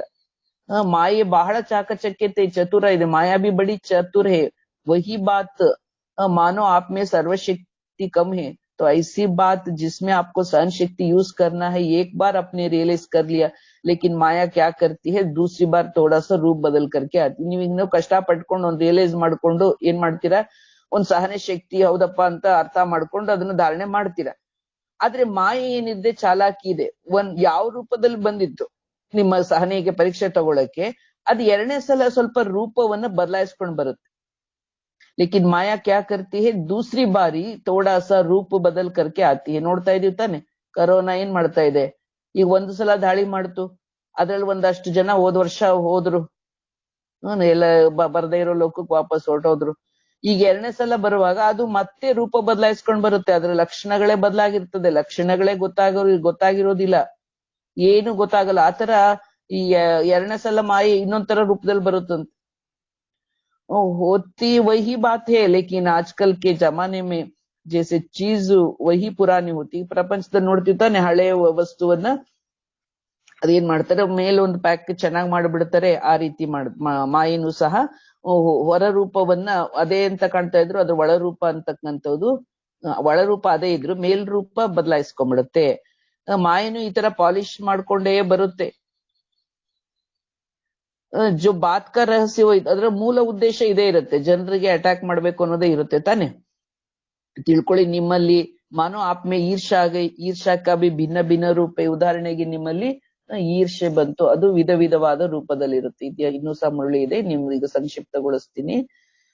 ಬಾಬಾ ಹೇಳ್ತಾರೆ, ಇದಕ್ಕೋಸ್ಕರ ಏನ್ ಬೇಕಾಗಿದೆ ಅಂದ್ರೆ ಪರಕ್ನೇಕಿ ಶಕ್ತಿ, ಮಾಯೆಯನ್ನ ಗುರುತಿಸ್ಲಿಕ್ಕೆ ಪರೀಕ್ಷಿಸುವ ಶಕ್ತಿ ಬೇಕು. ಮತ್ ಇನ್ನೊಂದು ಬಾಬಾ ಏನ್ ಹೇಳ್ತಾರೆ, ಏಕ್ ಸಚ್ಚಿ ದಿಲ್ ಸಚ್ಚಾಯಿ ಅಂದರ್ ನಹಿ ರಖೋ, ಅಂದರ್ ರಖನೆ ಸೆ ಗ್ಯಾಸ್ ಕಾ ಗುಮ್ರಾ ಬನ್ ಜಾತ. ಅಂದ್ರೆ ಒಂದು ಸತ್ಯ ಮನಸ್ಸು, ಅಂದ್ರೆ ಒಳಗೊಂದು ಹೊರಗೊಂದು ಇಟ್ಕೊಳ್ಳಿ. ಒಳಗಡೆ ಏನೇನೋ ತುಂಬಿ ತುಂಬಿ ತುಂಬಿ ಮೇಲೆ ಬಹಳ ನಮ್ರತೆ, ಒಪ್ಪು, ಬಹಳ ಚೆನ್ನಾಗಿದ್ದೀವಿ ಅಂತ ತೋರಿಸಿದ್ರೆ ಒಳಗಿರೋದು ಒಂದ್ಸಲ ಬೆಲೂನ್ ಹೊಡೆದಂಗ್ ಬಡದು ಮತ್ತೆ ಸ್ಫೋಟ ಆಗ್ಬಿಡುತ್ತೆ. ಹೀಗೆ ಸತ್ಯ ಮನಸ್ಸಿನ ಆತ್ಮಗಳು ಏನ್ ಮಾಡ್ತಾರೆ, ಅವರು ಜನರ ಎದುರುಗಡೆ ಏನ್ ಅನ್ಕೋತಾರೋ ಅಂತ ಅವರಿಗೆ ಒಂದು ಒಪ್ಕೊಳ್ಳೋಕೆ ನಾಚಿಕೆ ಆಗುತ್ತೆ, ಸಂಕೋಚ ಪಡ್ತಾರೆ. ಅದರಿಂದ ಬಾಪ್ದಾದರ ಎದುರುಗಡೆ ನೀವು ಸತ್ಯ ಮನಸ್ಸಿನಿಂದ ನಿಮ್ಮನ್ನ ಒಪ್ಕೊಳ್ಳಿ, ನನ್ನಿಂದ ಇದು ತಪ್ಪಾಗಿದೆ. ಹೀಗೆ ನೀವು ಆರ್ಡರ್ ಇಂದ ಯಾರಂದ್ರಿಗಾದ್ರು ಹೌದು ನನ್ನಿಂದ ತಪ್ಪಾಯ್ತು, ಆಯ್ತು ಇನ್ಮೇಲೆ ಹಾಗ್ ಮಾಡ್ತೀನಿ ಹೀಗ್ ಮಾಡ್ತೀನಿ ಅಂದ್ರೆ, ಈಗ ಮಾಡ್ಬೇಡಿ ಅಂದ್ರೆ ಹಂಗಾರೆ ಇನ್ಮೇಲೆ ಏನು ಮಾಡೋದೇನೇ ಇಲ್ಲ ಅಂತ ಉಲ್ಟಾ ಹೊಡೆದ್ ಬಿಡ್ತಾರೆ ಕೆಲವರು. ಹಾಗಲ್ಲ, ರಿಯಲೈಸೇಷನ್ ಇಂದ, ಸತ್ಯ ಮನಸ್ಸಿನಿಂದ, ಸಿರ್ಫ್ ದಿಮಾಗ್ ಸೆ ನಹಿ ಲೇಕಿನ್ ದಿಲ್ ಸೆ ಅಗರ್ ಬಾಪ್ ದಾದಾ ಕೆ ಆಗೆ ಮೆಹಸೂಸ್ ಕರ್ತೆ ಹೇ ತೋ ದಿಲ್ ಖಾಲಿ ಹೋ ಜಾಯೆಂಗೆ, ಕಿಚಡಾ ಖತಮ್. ಈಗ ಮನಸ್ಸಿನ ಬಗ್ಗೆ ಇವತ್ತು ಮುರಳಿಯಲ್ಲಿ ಹೇಳ್ತಿದ್ದಾರೆ ಬಾಬಾ, ನೀವು ಮನಸ್ಸಿನಿಂದ ರಿಯಲೈಸ್ ಮಾಡ್ಕೊಂಡು ಸತ್ಯ ಮನಸ್ಸಿನಿಂದ ಭಗವಂತನ ಎದುರುಗಡೆ ನಿಮ್ಮ ಮನಸ್ಸನ್ನ ಖಾಲಿ ಮಾಡಿ, ಆಗ ಮನಸ್ಸಿನಲ್ಲಿರೋ ಕಚಡ ಎಲ್ಲ ಖತಮ್ ಆಗುತ್ತೆ. ಸತ್ಯವಾದಂತಹ ಸಚ್ಚಿ ದಿಲ್ ಪರ್ ಸಾಹೇಬ್ ರಾಜಿ, ಜೋ ಹೂ ಜೈಸಿ ಹೂ ಜೋ ಹೂ ಜೈಸಿ ಹೂ ಜೋ ಹೂ ಜೈಸಾ ಹೂ ಬಾಬಾ ಆಪ್ಕಾ ಹೂ. ಬಾಬಾ ನಾನು ಏನಿದ್ದೀನಿ ಹೇಗಿದ್ದೀನಿ ನಿನ್ನವನಾಗಿದ್ದೇನೆ. ಬಾಪ್ದಾದವರಿಗೂ ಗೊತ್ತಿದೆ, ನಂಬರ್ ವಾರ್ ಮಕ್ಳಿದ್ದಾರೆ, ಆದ್ರಿಂದ ಬಾಪ್ದಾದ ನೀವು ಮಕ್ಕಳನ್ನ ಬಾಬಾವ್ರ ಮುಂದೆ ನಿಮ್ ವೀಕ್ನೆಸ್ ಹೇಳಿದಿಕ್ಕೆ ಬಾಬಾ ನಿಮ್ಮನ್ನ ಅದೇ ದೃಷ್ಟಿಯಲ್ಲಿ ನೋಡೋದಿಲ್ಲ. ಆದ್ರೆ ಸತ್ಯ ಮನಸ್ಸಿನಿಂದ ನೀವು ಹೇಳ್ಕೊಂಡ್ರಲ್ಲ, ಬಾಬಾ ನಿಮ್ಮನ್ನ ಒಪ್ಕೊಳ್ತಾರೆ, ಸ್ವೀಕಾರ ಮಾಡ್ತಾರೆ. ಅದರಿಂದ ಬಾಬಾ ಹೇಳ್ತಾರೆ, ಒಂದು ಮನಸ್ಸು ಸತ್ಯವಾಗಿರ್ಲಿ, ಎರಡನೇದು ಬುದ್ಧಿಯ ಲೈನ್ ಕ್ಲೀನ್ ಮತ್ತು ಕ್ಲಿಯರ್ ಆಗಿರ್ಲಿ. ಲೈನ್ ಅಲ್ಲಿ ಡಿಸ್ಟರ್ಬೆನ್ಸ್ ಇರಬಾರ್ದು, ಆಗ ಲೈನ್ ಕಟ್ ಆಗುತ್ತೆ. ಫೋನ್ ಮಾಡುವಾಗ ಎಷ್ಟೋ ಸಲ ಕಟ್ ಆಗುತ್ತೆ ತಾನೆ, ಯಾಕೆಂದ್ರೆ ಲೈನ್ ಕ್ಲಿಯರ್ ಇರ್ಲಿಲ್ಲ ಅಂದ್ರೆ. ಬಾಪ್ದಾದ ಈಗ ನಿಮ್ಗೆ ಎಕ್ಸ್ಟ್ರಾ ಸಮಯ ಕೊಟ್ಟು ನಿಮ್ಗೆ ಶಕ್ತಿ ಕೊಡ್ತಿದ್ದಾರೆ, ಆಶೀರ್ವಾದ ಕೊಡ್ತಿದ್ದಾರೆ, ಹೆಚ್ಚಿನ ಸಹಾಯ ಕೊಡ್ತಾ ಇದ್ದಾರೆ. ಒಂದ್ ವೇಳೆ ನಿಮ್ಮಲ್ಲಿ ಡಿಸ್ಟರ್ಬೆನ್ಸ್ ಇದ್ರೆ ನೀವು ಇದನ್ನು ತಗೊಳಕ್ಕಾಗಲ್ಲ. ಅದಕ್ಕೆ ಇವತ್ತಿನ ಮುರಳಿಯ ಮುಖ್ಯಾಂಶ ಏನು, ನಮ್ಮ ಮನಸ್ಸು ಸ್ವಚ್ಛ ಇರ್ಲಿ ಮತ್ತು ನಮ್ಮ ಬುದ್ಧಿ ಲೈನ್ ಕ್ಲಿಯರ್ ಇರ್ಲಿ. ಅದರಿಂದ ಚತುರತೆಯನ್ನ ಬಾಬರ ಎದುರುಗಡೆ ತೋರಿಸಬಾರ್ದು. ಚತುರಾಯಿ ಬಹುತ್ ಕರ್ತೆ. ಅದರಿಂದ ಬುದ್ಧಿಯ ಲೈನ್ ಚೆಕ್ ಮಾಡ್ಕೊಳ್ಳಿ, ಕ್ಲೀನ್ ಮತ್ತು ಕ್ಲಿಯರ್ ಇದೆಯಾ, ಮನಸ್ಸು ಸ್ವಚ್ಛ ಇದೆಯಾ. ಒಳ್ಳೆಯದು. ಓಂ ಶಾಂತಿ.